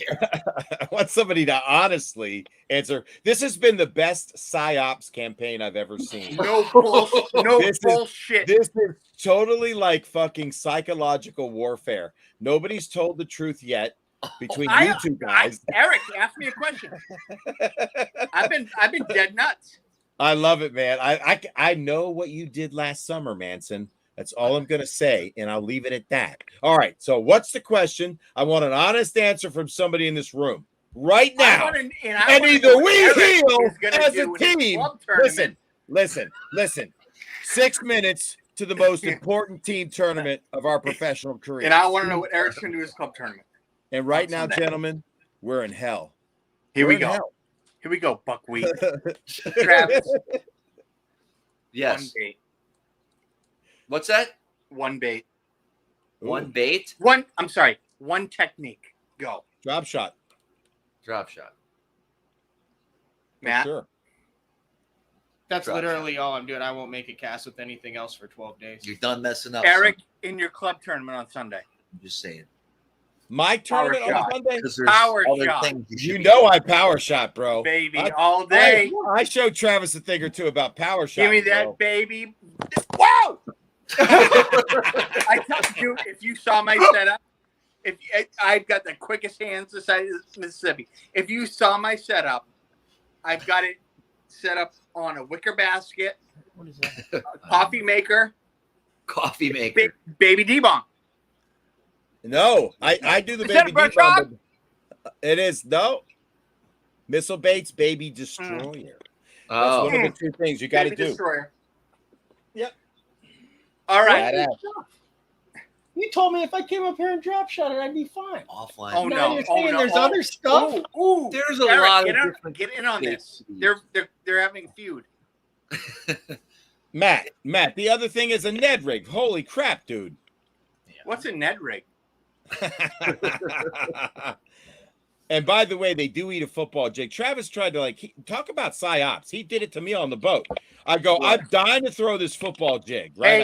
I got a half-ounce football jig. I didn't throw it. I've never thrown a football jig until this day, until I saw the Oneida video, and I'm like, geez, maybe I should start throwing a football jig for smallmouth. Ah. Do you believe that? What do you I think don't. about power shot and that?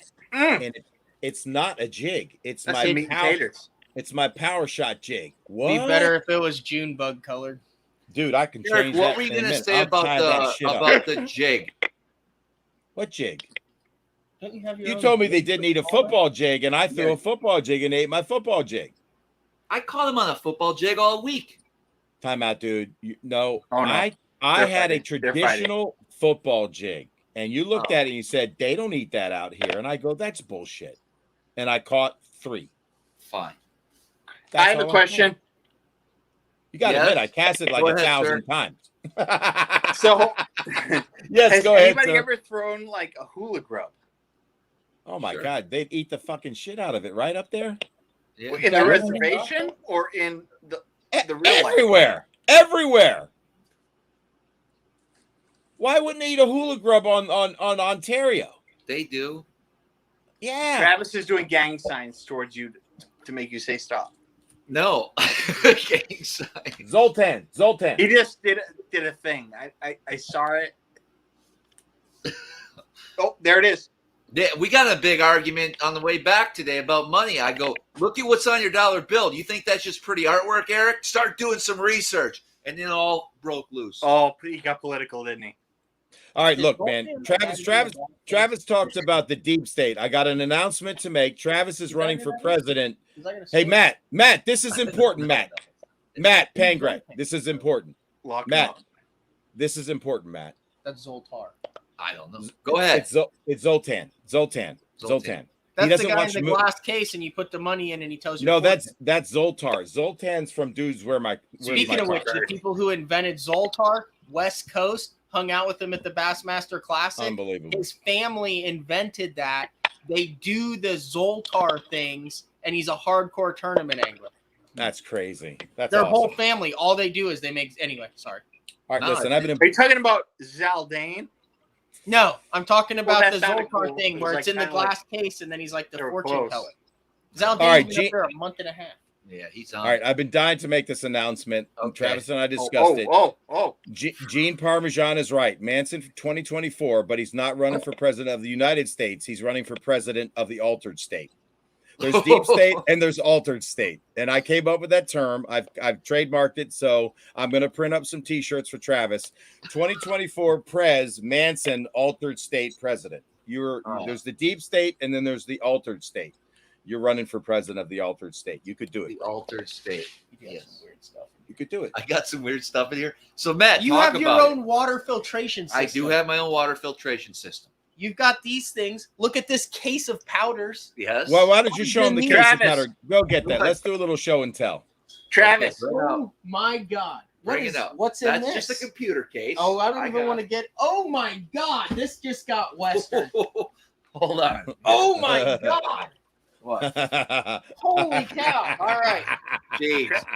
So we've Travis, got the Dig through the box. Selena Gomez, Selenium. Yep. Selena Gomez. and then we've got the Omega 3s. Pro Yep. Job. Yep. Proba.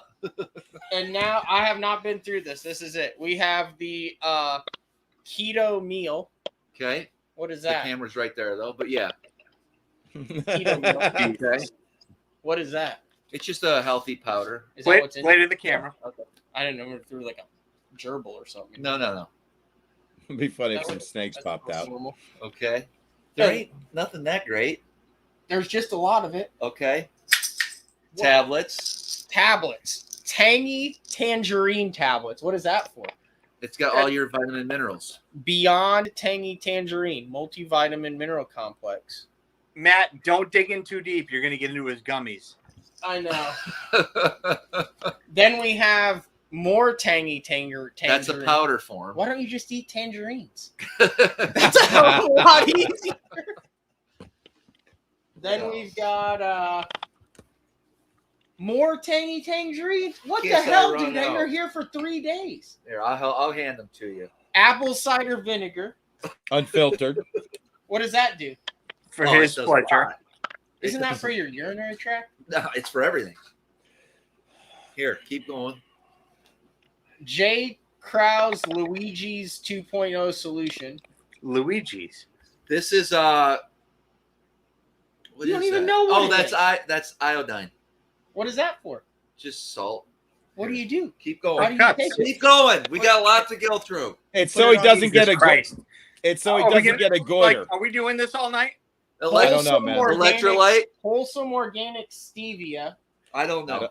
We've lost control. Joe, Warrior blend Lucarelli. protein. The fuck? What the hell is this? Bulletproof brain octane C8 MCT oil to boost brain power fewer cravings, always keto. And it's a liquid. It ain't working. That's Take a all I shot. gotta say. No. He's Take even a down shot. No. Take a shot. It's not a shot. You mix it and stuff. with Why can't you coffee. just take a shot? You take a Fucking shot. These two fucking retards. I'll pay you. I'll give you $100 Get them if off. you take a shot of that. It's They not need going to to be kill you. like separated. You'll give me $100. I'll give you $100 if you take a legit shot of that. Well, I'm getting paid Do to it. boost my brain power. Have Do fewer it. cravings? That sounds freaking fantastic. Do it. Do it. Do it. Don't take Do a it. Do it. Definitely Wait, do it, wait, Matt. wait, Right wait. now, Matt. Do it now for $100. I want to One see an final ounce and a half problem. shot. For Will I $100. add to Lake Ontario tomorrow? Put the $100 on the table, Travis. I want to see Nah, it. I'm not kidding. We're not doing it. Let's move on. Let's put this away. That's I got great, my like- little blender. Oh, that smells bad. Yeah.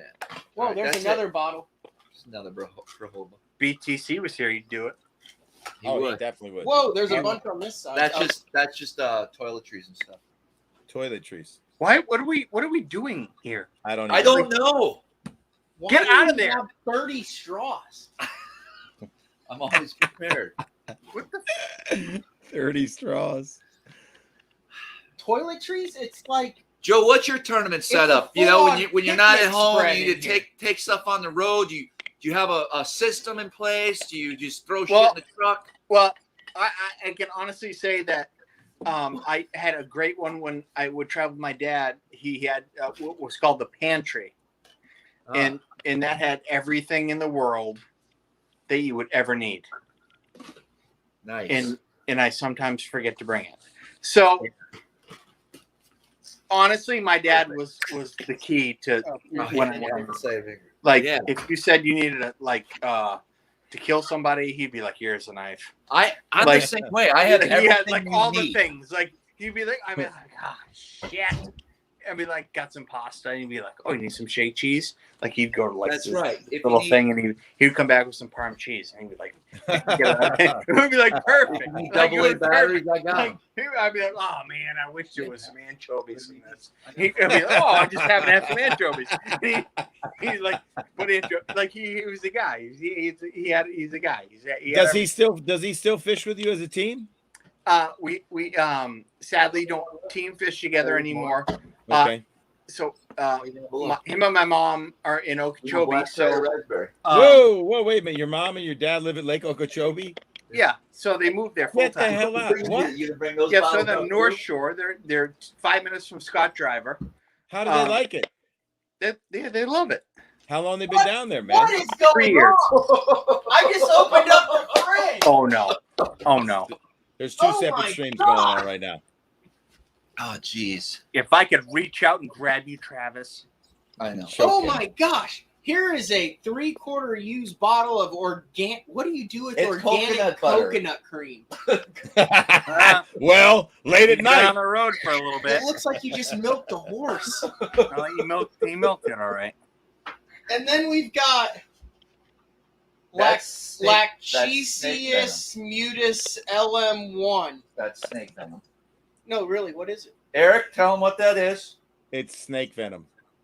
What do you? It's got a spray bottle. Bushwhacker. He doesn't know. He doesn't know what it's for. What do you do? His shaman prescribed it. It's 5 sprays. So if you You get guys just saw him live if you shoot get snake bitten by venom. something like it won't. No. It's for my gonorrhea. He doesn't know. And then he has Beyond Osteo FX Healthy Bone and Joint Supplement. What is that? That's basically, it's just calcium and magnesium. You're here And that- for 3 days. Well, no, Matt. That's important for him. That's cured him of his leg Plant-derived pain. minerals. Plant-derived minerals. Yep. And then that's just another. Travis. You've been sucking down White Claws like they're going out of style, and you've got all. No, these they're gonna things, stop the making biggest counterproductive scam in the All history right. of Earth. All right, back to the show. Sorry about that. Show's over, dude. Travis, on a side note, Show's there. I guess a side note would be asking about your health. Your legs, like, are you back? Are you good? Back, man. All it was a calcium and magnesium deficiency. And that's So- working for him. Derived from keto. No. I mean, what do you mean? Thought What it was was- pretty straightforward. I did too. Okay, so I don't limit carbs as much as some people on keto, so I'm not fully keto, but I do like some of the keto products, and it's healthier. So I'm not like a full keto. I'm not in ketosis 24/7 at all. I get that. Yeah. But you found your deficiency. Yeah, dude. It literally That's awesome. the guy. No, that's a real thing. Vitamin D is a real big thing too. Yeah. Yeah. That's awesome. Sean liked that. What? Was it derived from keto? What do you mean? Please rephrase the question. LOL. Eric Oh. loves my straightforwardness. I thought it was a pretty straightforward question. I could have answered it. Yes. Fuck me. I mean, Please repeat the question. It was too difficult. you can't handle the truth. Exactly. You need me on that lake. You want me on that lake. You sit back on your couch and you watch my videos and you think it's easy. Welcome to Lake Ontario, big water. You don't know nothing about it. I was going off for Travis like that, man. I hope it makes the cut. I went off a couple times. And man. I just full disclosure, guys. Hey, Full disclosure, real quick, because we're not going to have a live next week. And so the next time I'll be back will be after the tournament. As confident as I am out here, I could mess up. I can mess up. I can make bad decisions, and I can come in with it. I can have a shitty day out here. I've had plenty of shitty days out here. Believe me, plenty. Travis, plenty. what are you trying to do right now by saying that? Just set myself up for failure, I guess. Dude. I don't know. soothe. Ready, Travis? I'm putting you in the top 3. What's that? I'm putting you in the top 3. Fuck. Yeah, I am too. He's a lock for a top 10. I had this Just conversation. fucking fish. Just fucking do your thing. You got this. You got a chunk of information you've all grasped. You just do your thing. Your money. Your money. What? Hey, ready, Eric? Ready for this quote? Ready. This movie? Your money, baby. Your money, and you don't even know it. Well, I know it, but Really? 30-mile-an-hour winds fucking might not know it. Okay, that's Swingers. The wind Here's doesn't the- matter. exactly. Here's the thing. What's your backup plan if they're 30-mile-an-hour winds? You don't have one. Out of the West, I got no You- backup plan for that mess. Nobody you better does. get one. Nobody does. Oh. Okay. It's a shit sandwich. It's like this.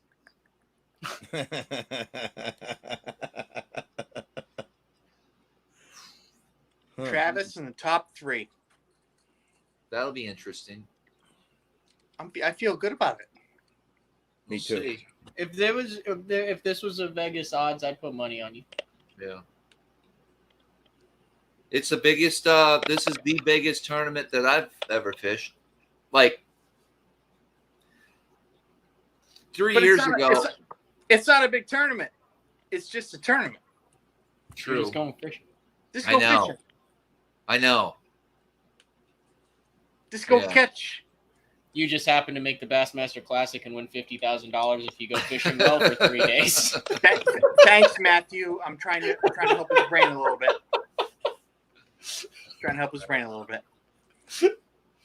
We'll see. We'll see. And become a Lake Ontario legend and your guide business booms. Yeah.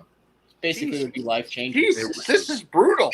I know. This is great. Little Joe, it's gonna sneak right in the corner. I tell you what, I'm gonna fish the hardest I can. Obviously, I'm gonna try to make the right decision. But like I said, it could go either way. And regardless, I'm not gonna be a Debbie Downer if I suck dick. That's how it is out here. I'm telling you right now. You can have bad fucking tournaments on Lake Ontario and be a good stick. So it happens. Can't you have bad I tournaments? 1000% anywhere that you're agree with sick for that. sure? I've had some some vanishing fish. Yeah. Yeah. That's so true, man. That's the biggest thing out here is those fish just leave. They're pelagic, man. And I've said this before on my streams. When you have a lot of wind, you cannot make those. You can't make a bad decision because you can't just go run 10 miles in the opposite direction. Because it's going to take you 45 minutes. And then what happens when those fish are gone? Those fish are somewhere on all your spots. It's just what zone are you going to focus on that day, and are they going to be there?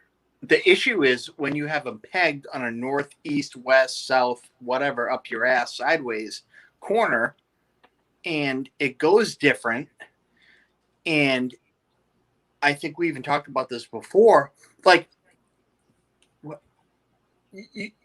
in 4 hours, because that's really what you have. Right. Those fish elevate and move. They don't move on the bottom. They just get up and go. So how are you supposed to land on them again? It's like I hate the river. I love the river, but the river. Oh, that fly. The river is the river. So the river puts fish in certain places because of current. Right. The wind puts fish in certain places of the current. Sure. Fish, wind, blah, blah, blah, blah, blah. So when you have big wind in the lake that goes sideways, you're effed. When you have big wind in the river, Yes. you go to your heavy current, and you're okay-ish. Like, Really? So you think if you have a strong east wind, you still can catch them in the river well? No! Oh. No! Hold That was on. the best thing ever. I take that back. I'm going to get a snack. I can to hear Brock- you still. I'm listening. Okay. To Brocksville or whatever it's called? Yeah. Yes. Past that? No. Gotcha. Yeah. That's my biggest weakness is a strong east wind in the river. Me too, bud. Yeah. I think that's everybody really. Perhaps. You're almost better to go largemouth fishing, dude. If you had 25-mile-an-hour east winds in the river, If it was sunny, wouldn't you rather go shallow? man, I guess. Yeah. So many rules. No, this is like legit. Like, Yeah. really good questions. Hmm. Can we just have like 5 to 10 out of the Southwest? No. 10 days. No. For the next 10 days, I want it to be 40 out of the West. Why? Keep guys like Matt from finding my fish. Well, your skill set will help. It will separate you. I don't know. I don't think so. How hard is it to put a drop shot in front of a fish and set the hook? Do But it you out have there the all octopus. week long. You have the octopus. That's true. That's true. That'll separate you. That'll separate. That'll help. It will. It will. You got a point. Where's Eric? I don't know. He went to go get a snack. He went to get a snack. He deserves it, man. That dude fished with me till. So we kind of slept in. We woke up at 6 this morning. And I saw that the wind was blowing, so I wasn't motivated. He was still on the couch here sleeping. I was almost ready to just, say, listen, Eric, man, it's been fun. Have a safe trip home. And so when he woke up, he's like, where are we going? I'm like, you want to go fishing today? He's like, yeah. I go, He loves to fish. he does love to fish. So I said, we'll go to Shimo and mess around there. And so I get out there in Shimo, and I'm my biggest weakness probably is Shimo. That's why I wanted to go there. And so I get out there, and, it reminds me of a lake I'm not that, consistent on, Oneida. And it sets up pretty much like Oneida. And so But the problem is we still had strong 20+ mile an hour west winds, so it wasn't we're still taking on water constantly out there, trying to move a bait around and find fish. And so it really wasn't that enjoyable of a morning. So I said, I got a couple little secret spots here in Shimo we can go pitch to. And I set him up on a little deal. He missed a pretty good bit. He had a big one on, got off. And then we just kind of messed around for the rest of the day. It was noon in no time. And I'm like, dude, you got to make the live tonight. You got 6 hours. You better get on the road. He's a hammer. And make this happen. So, yeah, dude he was ready, man. He fished hard. And, he complains a lot about the waves and sitting in the live well, and he calls it in the cockpit instead of up on the deck. And he's scared. He loves it. He loves it. He handled it fine. He handled it fine. And it was pretty brutal out there. You want my Shimo story? Yeah. Epic Eric does. So I'm like, I don't know, I'm 20 or something. And I'm fishing like I didn't have a boat. My dad let me take his Triton. And I go up there and I'm like, these guys are dumping boats in Shimo. It was September. It was old school bass stuff. Yeah. And I'm like, what in the frick is going on? What time of the year in September? Was this early or end? Deep. No. First time was later. Middle. You may or may not know what goes on in Shimo in the fall, though. Pre-Gobi, yes, I understand. Okay, I got you. So I get there and these guys are dumping boats and like just driving away, and I'm like, I don't understand what's going on. There's like 30 boats floating. I'm from New Hampshire. I'm like just a kid. And I put my boat in, and they're like, just shoot it. And I'm like, my dad's boat. So, whatever. So I tie my boat up, and everybody's firing boats off. Anyway, long story short, go into Shimo, and I'm from a New Hampshire guy, so Winnipesaukee, big spinnerbait, 1 ounce spinnerbait. We called it like a Winnie special. So big old chartreuse bomb. Nice. Big blades, 1 ounce, as fast as you can crank Burn it. Like burn, rip it, burn it, rip it. So my dad always says like the little lump that he has like right here is so wow. So I'm there, right? And I'm like, I'm gonna do my thing. And I had a couple blades. I had one turtleback and just whatever.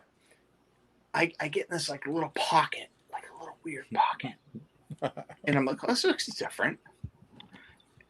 Boof. 4-pound largemouth. I'm like, oh, I'm supposed to catch smallmouth. Oh, wow. Yeah. Oh, wow. Yeah. 3 3/4 largemouth. 3.5 largemouth. Wow. I was so young and uneducated. I had no over milfoil.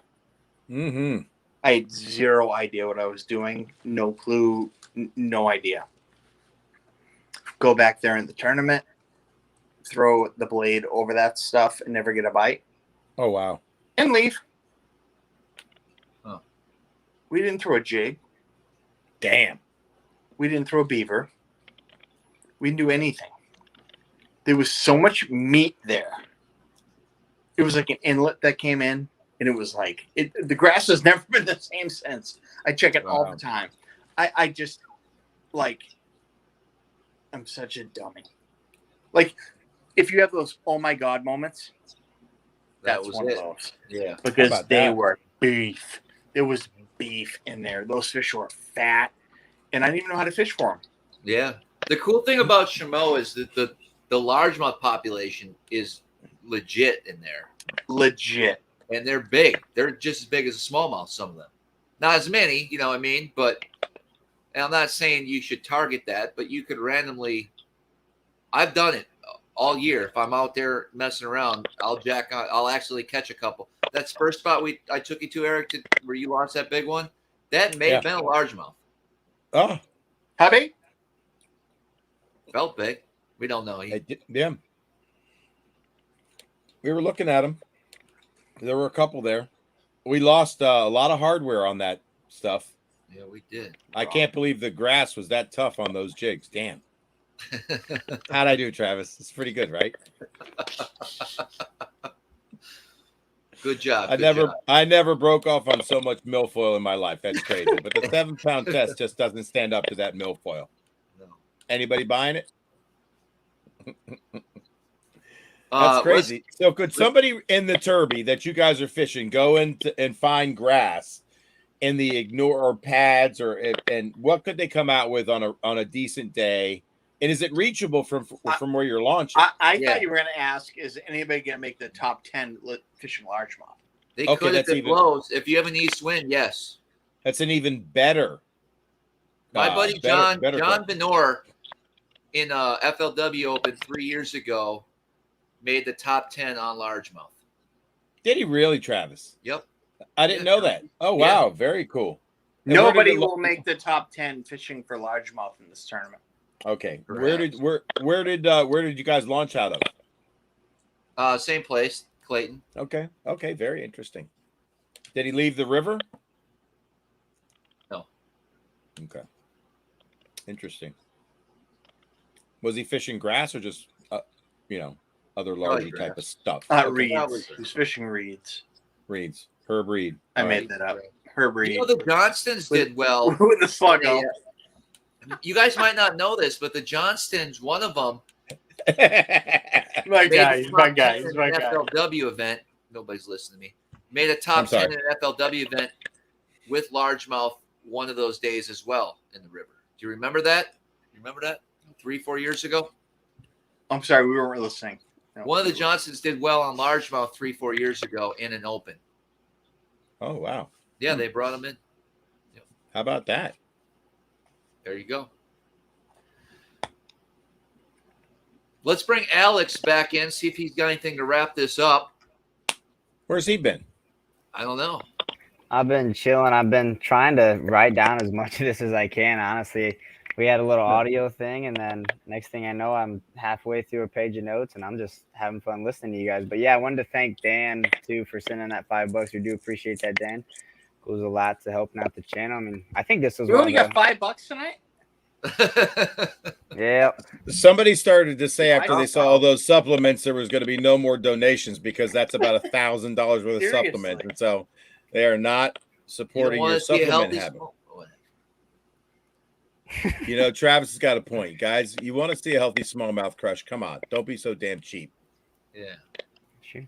Can't argue with the results, I guess. I forgot. Didn't you have like your lung removed or something? Maybe. I gotta get my legs right. That's right. Did we see a Junebug crankbait yet tonight? Oh yeah, shit. Early. Okay. Pre-show. The OG of OGs. Right there. That's baby. We tried Excalibur, baby. Excalibur. That's the one that swam in the St. Lawrence and caught the first smallmouth on SmallmouthCrush. True. Yeah. Yeah. Yeah. That's on the intro. That's the Junebug crankbait you see in the intro. There can be. Yeah. Guys, while I have you, I just want to say thank you. I appreciated my time here. Epic You're Eric, awesome, Travis, man. Matt, Alex, thank you so much. You guys are rascals. You make me laugh. We appreciate the support, Joe. And again, did your podcast come out already? I can't remember honestly. Did it air? It didn't. Say off my shit for this one. Can we air it before this? Yeah. I think we focused on. Wow. He's gone now too. I can't even put it back in there. That's an awesome outro. He just disappeared. Yeah, he's gone. I think you think he did that on purpose. I hope so. That was epic. That was good. Best exits I've ever seen. Oh, fucker's back. There he is. John, thanks for the $10, bud. Thanks for the $10. Hey, dude, I thought that was it was bad. it was a bad way to go out. If you want to see my setup, Yeah, let's see. Oh yeah. Oh wow. Coffee maker, right there, man. That's strong. Oh, styrofoam something. yeah, no, that's a lure wrap. That's classic. Epic Eric knows my like. I'm just trying to like be my best person to like put like a good show on. Right. It's bad. I'm not gonna hold this thing like perfect. Joe, I'm coming to hang out with you, man. We could have a fun time, man. We'll have a good time. Oh, there's no question, man. We're gonna go to Travis's party. Winning party. He's gonna win this. Right. Bitch. Right. Okay. Come on, man. That's a lot of pressure, you guys. Lock it up. Fine. Just Do my own best. it. If Travis on Bass Track shows like a 5 or 6 pound lead early in the day, Epic Eric, will you pack the station wagon up and head this way? I think I got a. It's a Toyota. It's the wins. What's the days of the tournament? It would be Sequoia. September 11th. That's my the wife's final birthday, day. so I won't be coming. Okay. Fair enough. I'm sorry. You could So- bring her. sorry. I mean, there will be a party. That's true. We're gonna be in Western Maryland on my smallmouth lake. I'd love to see you guys break that one down. Someday. Will you fly out, Alex? Will I fly out Alex? Yeah, let's fly him out. Let's do it. If Might just you ride my have bike out there. Shit. if you have a lead of greater than 6 pounds, Not gonna happen. if Dude, if you have a lead I'm gonna greater tell you than what. 6 I go out there pounds, every freaking will day. you bring and Alex in on the red eye? I struggle to put a bag together. I have to work so We're goddamn just talking hard for these hypotheticals fish here. every Just day. hypotheticals here. Every day. It's We're not just like I go talking out there hypotheticals and here. just make a pitch. Oh no! Will you Eric, put him on a red eye? Help him. Rein him in. Travis, Yeah. You will. You'll put him on a Sure. red eye. Yeah, yeah. You heard it here. you're I'll coming. hold Alex. you to it. I'll hold you All to right. it. We'll do a GoFundMe page. I'll match whatever donation people want to make. And Travis, you will pay me back because Okay. I know what you did last summer. The movie. Yeah. I know what you did last summer. Oh, I got him. He knows I got him right now. I know what you did last summer. Kibbles and bits. Oh, don't forget to check out the podcast that just came out yesterday with Seth Fighter. I don't know if you guys seen that. sorry, Joe. You had your moment in the sunshine. We're going to promote Seth now. Real quick, Okay. who's that guy? I mean, Jesus Christ. Hey, Joe, it'd be like this. I want to write a book. Joe, we hardly fucking knew ye. I mean, it was 5 minutes in your sunshine, and now we're going to Seth? Jesus Christ, Travis. I'm Can't you just at least trying wait till he fucking leaves the show before you start talking about Seth? Hey, What no, an insult. I was supposed to leave earlier. Happy birthday, Jesus. Bye-bye.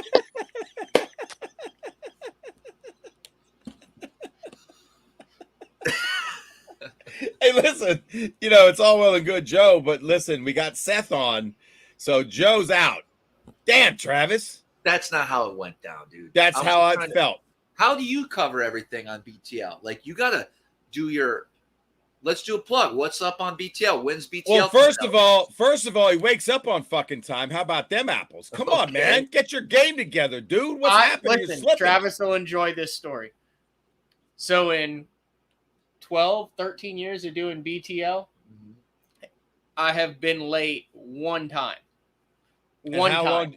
How And it long was do you this drive year. to get there? Oh, How really? long do you drive to get Oh, there? For the got it. last 2 years, I've driven 2 hours and 20 minutes each way to get to BTL. So I'm almost 5 hours in the. I leave at 5:50 in the morning, and the show's at 8:30. And Travis, But- you were 2 feet and 20 inches away from that couch, You're and you right couldn't there. make it on time. You are fired. I can't believe it. What in the hell? This is the truth, though. I went through some sort of like time Shut up. vortex. Really? I went through it like some sort of time Where you continuum. lost track of time. I lost an hour, And you ended and up I 100% left at 5:50. And I did the same routine. I stopped at the gas station. I got everything the same. And I'm driving, and I felt it just felt weird. And I look at the clock, and instead of saying 6:30, it says 7:30. Really? And it happened like that. Yep. It happens to a lot of people. They won't admit it. Freaked me the hell out. And I called Mark Jeffries, my co-host, right then and said, dude, something just happened, but I'm 60 miles away and the show starts in 40 minutes. Crazy. And I was like, I never do this. I left at the same time. I did everything the same. There is an hour gap of my life that is missing.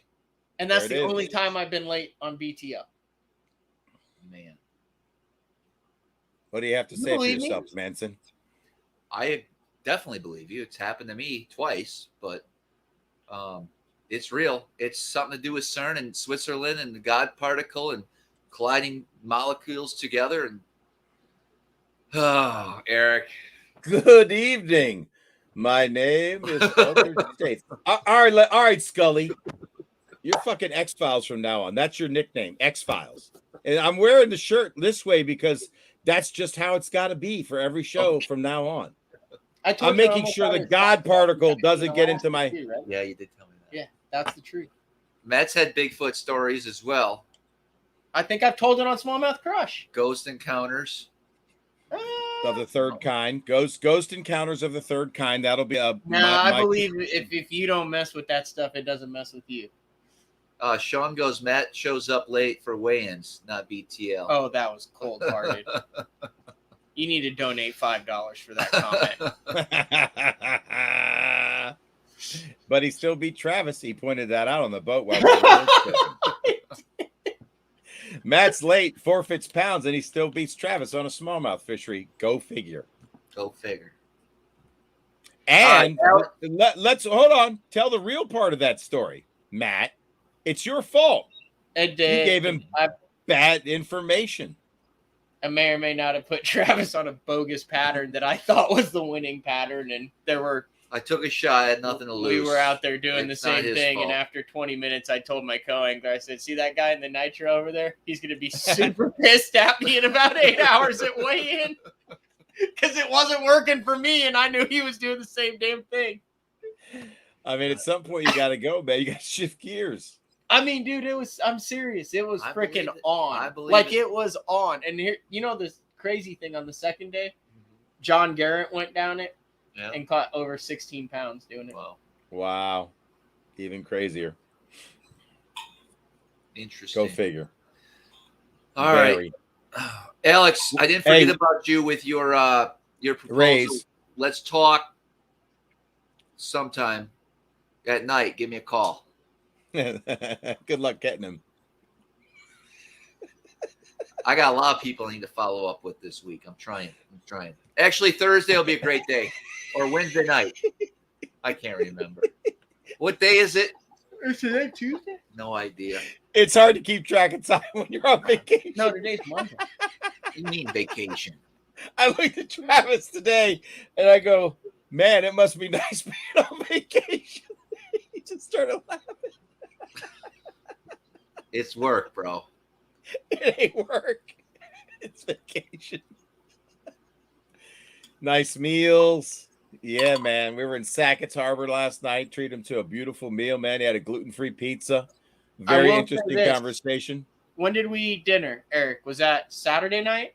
Yes. Saturday. And Travis came, and you picked me up.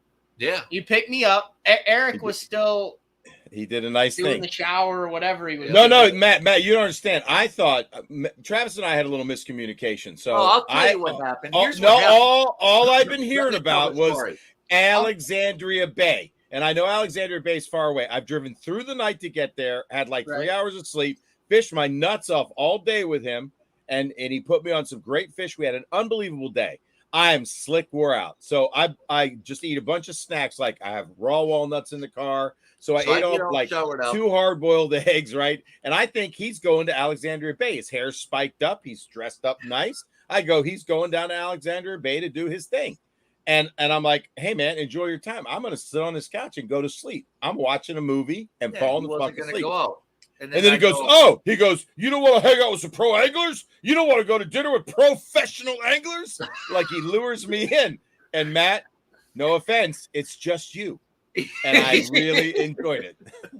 At the time, we had never met. So Well, he didn't tell me we were going to dinner with Pangrak. I would have said, "Hell yeah, I'm posting up." This is a credit to Travis. So he comes and picks me up, waits for you to get ready. Didn't have to come pick me up. Then he comes back and picks you up, and then unbeknownst to me, Travis had pre-ordered That's right. ribeyes for all three of us, and he ordered mine rare, which is how I like my steak. So we roll into the joint at 8:50. He did good. He did good. There's cold ciders for everyone.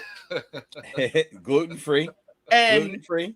5 minutes later, ribeyes show up. That's right. That was nice. And I was like, dude, you know your way around this joint. And that's right. when Travis informed us that he had actually filleted walleyes on the bar in a previous lifetime.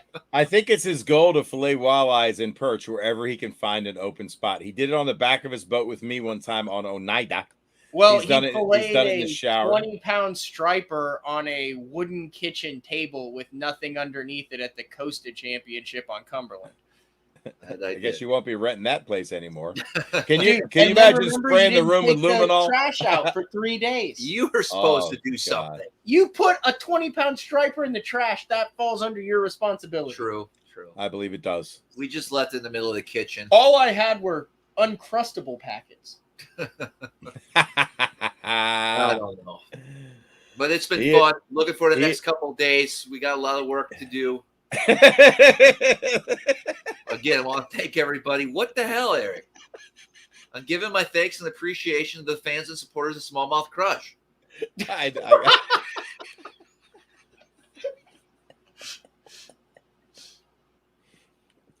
I can't.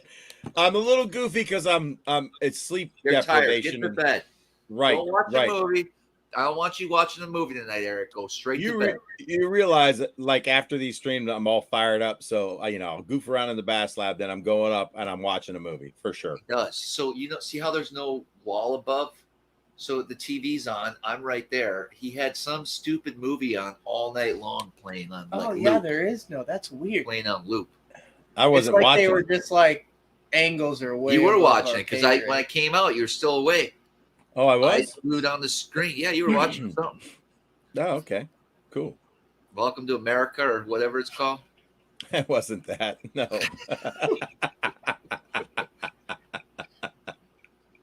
Oh, man. I really wanted to watch a movie with Travis, man. He's never seen Animal House. Yeah. Listen to what I just said. Alex. I've never Travis. seen it. There you go. Not a lot of people have, Eric. How's that even possible? If you went to college, didn't you watch Animal House? No. Alex, you're muted. Did you watch it? Okay, so I don't think I'm weird. 3 people haven't seen it. There's 197 people watching now. How many people haven't seen Animal House? Maybe I'm the only one that's seen. Maybe it's an age thing. I'm older than you, Travis. Did it just come out? Yeah. No. I know that much about it, but no, I've never seen. I mean, I know that's the one deal with the frat house, right? Oh yeah, exactly. The guy has a shirt that says college on that he wears all the time. So Sean Lai, Revenge of the Nerds, sure, swim school. Sean Lai's 30. He's seen it. Kuda's seen it. Saw it. Shackelford seen it. Great movie. Daniel Glenn's seen it. Smallmouth Addiction, hilarious. Coming to America for sure. Vogue said who hasn't. Michael Bradley, seen it. Ray's got the comment of the night. Mike Nielsen classic. Ken 02 Man 98 seen it. I always talk about Coming to America on every episode. Smallmouth Addiction. Perfect. Weird Science. Awesome. Dedicated Endurance. Best comedy ever. Come on, guys. You got to watch it, man. Dave Scheid for sure. Seen it. He's 36, by the way. You guys are, I don't know, man. Matt, you must not be a movie. Matt, are you a movie guy? I have been recently since we got, the Netflix and all those packages. No, prior to that in your life. No, I've never been a really big movie guy. So Alex, are you a movie guy? Okay, you're on mute, bro. For some reason your audio is not working. He's back. No, man, he's muted. That's crazy. Crazy. It is crazy. Yeah, I mean, What's you your guys favorite know- movie, Eric? What's your favorite movie of all time? Man, that's a hard Coming one to because America. I watched Coming to America. I He watched loved so it. many. Eddie Murphy. That's all I know. Oh, that one is good. Is it? Coming to America 2. No, is it's horrible. Pee Wee Herman's Big Adventure. That's his favorite because he always quotes these lines to me in the boat. No, you don't know what they are Didn't because get you've caught. never. That's the only movie that we've ever seen in common. So you would know if I was quoting Pee Wee Herman. Okay. You quote Pee Wee Herman because that's the only movie you know. But no, I I'm also quoting know a Office bunch of. Space. I love Office Space Okay, and that's good. Training Day. Those are Okay, my two good. favorite movies. And Pee Wee Herman's Big Adventure. All right, that's the 3. There's Travis's top 3. It's pretty good, man. Yeah. There you go. Yeah, Sean, that's right. I could have a movie night, man. Open movie night. That'd be awesome. Days of Thunder, Smokey and the Bandit. Look, everybody's coming out with their favorites. Here's your watch list. Yeah, everybody sound off on your favorite movie. Put it in your watch list there, Have Matt. you seen Smokey and the Bandit? No. I haven't seen that either. I mean, I know it's legendary. You guys aren't movie guys, so I get Silence it. of the Lambs, I don't do. We don't horror, support scary deep state stuff. propaganda. We don't support Illuminatis, and we don't support Travis. Hey, Travis, Altered State, man. Shut up. I mean, my can't God, accept man. it You know that- what? Let me tell you something, can't dude. accept that one of your favorite actors, There we go. I'll tell you probably something, drinks man. the blood of children. Listen. You are so fucked up. What? You act like this is like breaking news. Oh, my God, dude. You are truly Scully from the X-Files, man. Oh my God. You might even be the woman in the X-Files at this point. I mean, I can't even give you like the guy. You're the woman in the X-Files right now. That's how you're talking. It's so crazy. It's just lunacy. Natural to me. I just connect the dots, Eric. Connect the dots. You must have no joy in your life. You walk around in a constant state of tension. You No. hate so many things. How No, do you do it? He's got a supplement for that. I think that's why you actually fish as much as you do, because you're running from reality. I think that's what you do. You escape. That's your escape. That's the only place you feel like you can't be tense and stressed about. It's everything. It's the money system. It's this, it's that, it's people, it's this, it's that. It's a grindhouse with you, man. Finally, I got you off of that fucking train and you laughed this weekend and you had a little fun, man. Loosen the fuck up, appreciate some art, read a book. Don't think everything's connected to the deep state. Drop that fucking noise for a minute. God damn. Okay, Eric. What the fuck? He said it best. We're just talking about movies, bro. It doesn't mean I support the deep state. How do you make that fucking connection? Do you realize how crazy you sound right now? What? Oh, yeah, I watched the movie, so I'm supporting the Illuminati. Shut up. It's just a fucking movie, bro. Oh, you're saying suspend your disbelief and get into absolutely. it. Wow. Unreal. Yeah. It's just a movie, dude. It's just a movie. God damn. Oh, Crocodile Dundee. That's a good one. Oh well, he drinks the blood of crocodiles. Sorry. No, he's actually he's a pure blood. You got your list? Why don't you publish your list and here's the good movies to watch, and these people don't drink the children's blood, whatever. And then you shouldn't watch these because you're supporting deep state propaganda. Hello, what? It's just a movie, dude. I realize movies are make-believe. Do you? Maybe you should watch Dark Waters. Maybe. That's a good movie about something real in the environment. That might move you. It might. Maybe not. You never Did you know. watch? Tom Hanks was in the Illuminati one, but that was PSYOPs, right? Probably. He did that one because he wants to trick us into thinking that he's really not, even because he's trying to bring them How many down. times have you watched Minority Report? I haven't seen that. You haven't seen Minority Report? No. That's excellent. That's a really good one. That would be right up Travis's alley. I thought that was fantastic. That's old. Oh, but how do you feel about Tom Cruise? He's Definitely, Scientologist. Definitely deep state. Okay, but I thought it was Scientology he was into. He is. And that's deep state too? Somehow I haven't done the research on it. Could you draw a data flow diagram? Debunking Scientology documentary series? Travis, I would like you to draw a diagram of the world. Get a big piece of white paper and show me how it all works You haven't together. delved into Scientology with all the stuff you're in about how the guy who's in charge of it, no one's seen his wife in public for like 4 years. No. Travis, I would like that. I would love to sit down with you. I'd give you a box of Crayolas, and you would take a giant piece of white paper and draw your view of the world. Huh. I would find that fascinating. It could be. It could be. You should do that because you got a lot going on. Do a bubble flow chart, like bubbles of things. Okay. Yeah, Like money, Oak Island, that has nothing to do with it. fluoride, deep state, altered state. Treasure. Right. I'm trying to think of all the things. Tom Hold on, let me think. Tom McDonald had a farm. E-I-E-I-O. Don't take Xanax, you're a bro. E-I-E-I-O. Something like that. Is that how that song goes that you played me? No, don't bring up that. Don't bring up that name with him. What name? Eminem? No, never mind. Eminem's part of the deep state too, right? Because we had already talked about it. Remember, I showed him. He'd already said it wasn't true at dinner. Yes. Damn. All right. We covered a lot here. I thought we weren't going to go there tonight, dude. What the hell, man? I really don't think we did. Slightly. We did. All I was talking about was movies, and you connected to the deep state again. See, you triggered me one more time, man. I'm trying not to do that with you. Are you ever concerned that they're going to shut your channel down because you know? No.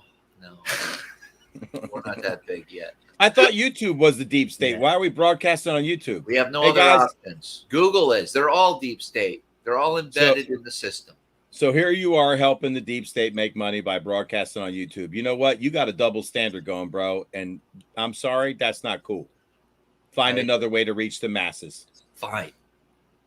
Rumble. What are you going to do? Rumble. We'll have to go to Rumble. All right, guys. No more YouTube. We're going to Rumble.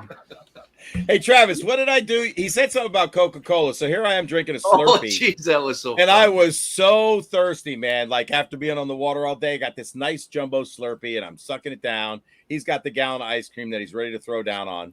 And he goes, you know, Coca-Cola is part of the deep state too or something, man. And I go, what? And the window was open. And I chucked the whole Slurpee out the window, man. It made him bust out laughing. It was so funny.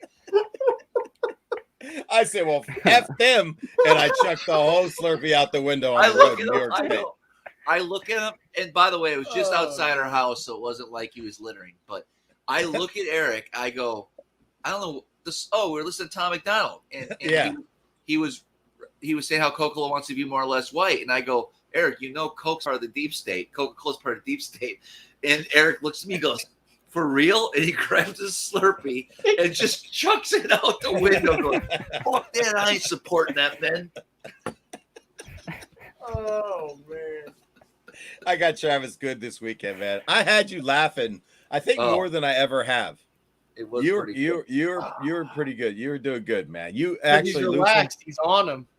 He loosened up this weekend, man. There was a change I noticed. I think the snake venom is working. Could be a combination of everything. Yeah. I really feel like that nobody guessed the species of the snake either. So no, and you don't know the other supplement. You didn't watch. You didn't hear anything about our live 2 weeks ago.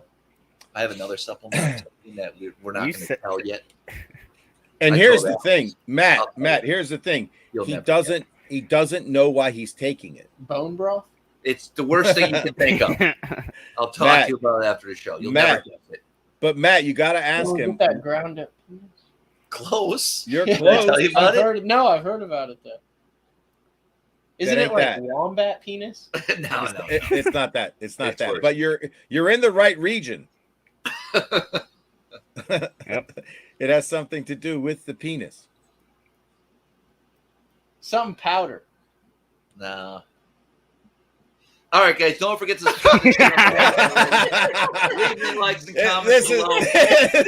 This is at least talk another next shot. Hey, like 30 Matt. seconds about Matt, anything press else. this button. Matt, this is exactly how he was trying to do Cole, man. He goes, all right, Cole, Coley, we're gonna let you go, bro, Haas. And Coley was like not having it, man. No. Coley's like, I'll tell you when this call ends. This So is the my smallmouth call. bite better up shallow with a full moon. Yeah. That's how you want to end this. Back to smallmouth talk. I'm better than wombat penis. Fine. Oh, there you, Matt, you just brought it back again, man. You had me at shallow. Hello. Oh, so the moon. Yeah, they do. Do you believe in the solar lunar tables? Not really. That's the only thing you don't believe in? The solar lunar table? Space and me, we don't get along. You know what I mean? Oh my God. Like, I don't really know what's up there. You have a bad trip up there one time? All I'm saying, Alex, is we don't have 24/7 satellite imagery of this Earth spinning around up there. They cannot provide us with that. So how do we even know what the Earth looks like? Because everything's been CG modified. Oh, do tell, Travis. Mr. Are you a X-Files. flat earther? I've gone Yeah. down that hole, and I'm not saying it's flat or not, but I'm saying you need to look into the reasons why people think it's flat. It's not Hey, because Travis. they've been brainwashed. Hey, Travis. Hey, It's because Travis. there's a lot of Hey, Travis. questions that need Hey, Travis. answering. Travis. You'd be a lot more productive in your life if you put all those hours into those podcasts you listen to and I actually enjoy build the this show. business. I enjoy the show. The You're a show. See- flat earther. I'm not a flat earther. I know there's the reason why people are flat earthers because there's a lot of questions that are not answered. And once you start digging into that, it's going to be like, wow, that's very interesting.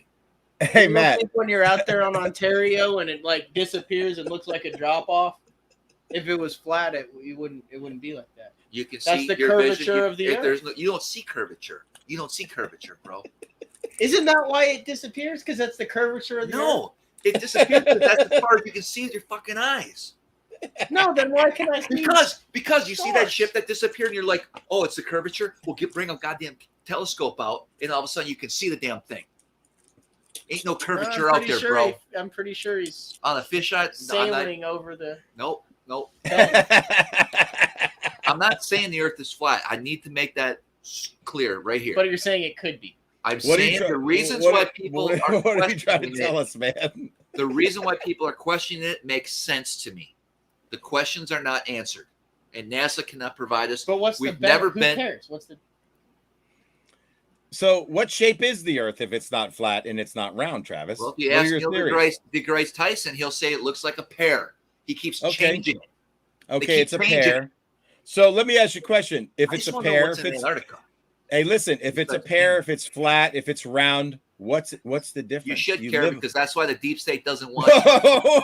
what's in it for them? What exactly? Who cares? You're living on the Earth, no matter what shape it is. Enjoy the show on the round, flat, pear-shaped pancake Earth. Who cares? And when you figured it out, what are you going to do with the information differently? Fish differently, live differently, eat differently, watch movies differently, raise your kids differently, grow vegetables differently. You're not going to do a fucking thing different, whatever the shape of the Earth is. So be goddamn, who cares? You're going to do nothing different. Nothing. Even if you figured out the deep state was doing it for a reason, you would do nothing different. Nothing different. You would do nothing different. It makes no difference. You're Nothing. The one who keep talking. I'm just saying, tell me that you'll do something different, man. Show me what you do different with all this information. Oh my gosh. What Which do is you do with it? fascinating. It's fascinating. I'm always Okay, fair enough that it's fascinating. I like to watch. You think it's subliminally directing your life? Hey, look, man, there's a lot of fascinating false Subconsciously? documentaries out there, right, that are interesting. Maybe that's why I watch movies. You just watch stuff on conspiracies, and that's your movie. I get it. Now we understand each other, right? It's your hobby. I like to escape that way. It's your hobby. I and get that's it. It's how I cool. escape. There you go. And you know what? That's cool. I finally get you, man. I get you. So let me apologize in advance. That's your entertainment, and it's fascinating. You take this stuff to be true, and maybe it's true, maybe it's not, but it stimulates your brain, and it makes you woke. I get that part. I got it. And like me, once I watch a movie, I don't do anything differently. It makes me feel something. Might shed a tear, might laugh my ass off, right? Might give me some creative ideas. And you, on the other hand, you get pissed off and you're angry and you feel alive inside, but you do nothing different. We're the same. We just watch different shit. Fair enough. But both are fantasy. Just remember. All right. For real, guys, we are going to let you go again. Thanks, Matt. I don't think so. Hanging out with us. Hey, Surgical Travis, vest. I got something to show you, Travis. Would it be the time that I got a magic marker out and drew the? Because I feel like drawing something on my forehead right I now. don't know. X-Files. As always, till next time, we'll see you guys on the water. That's lame. I'm out. Going for it.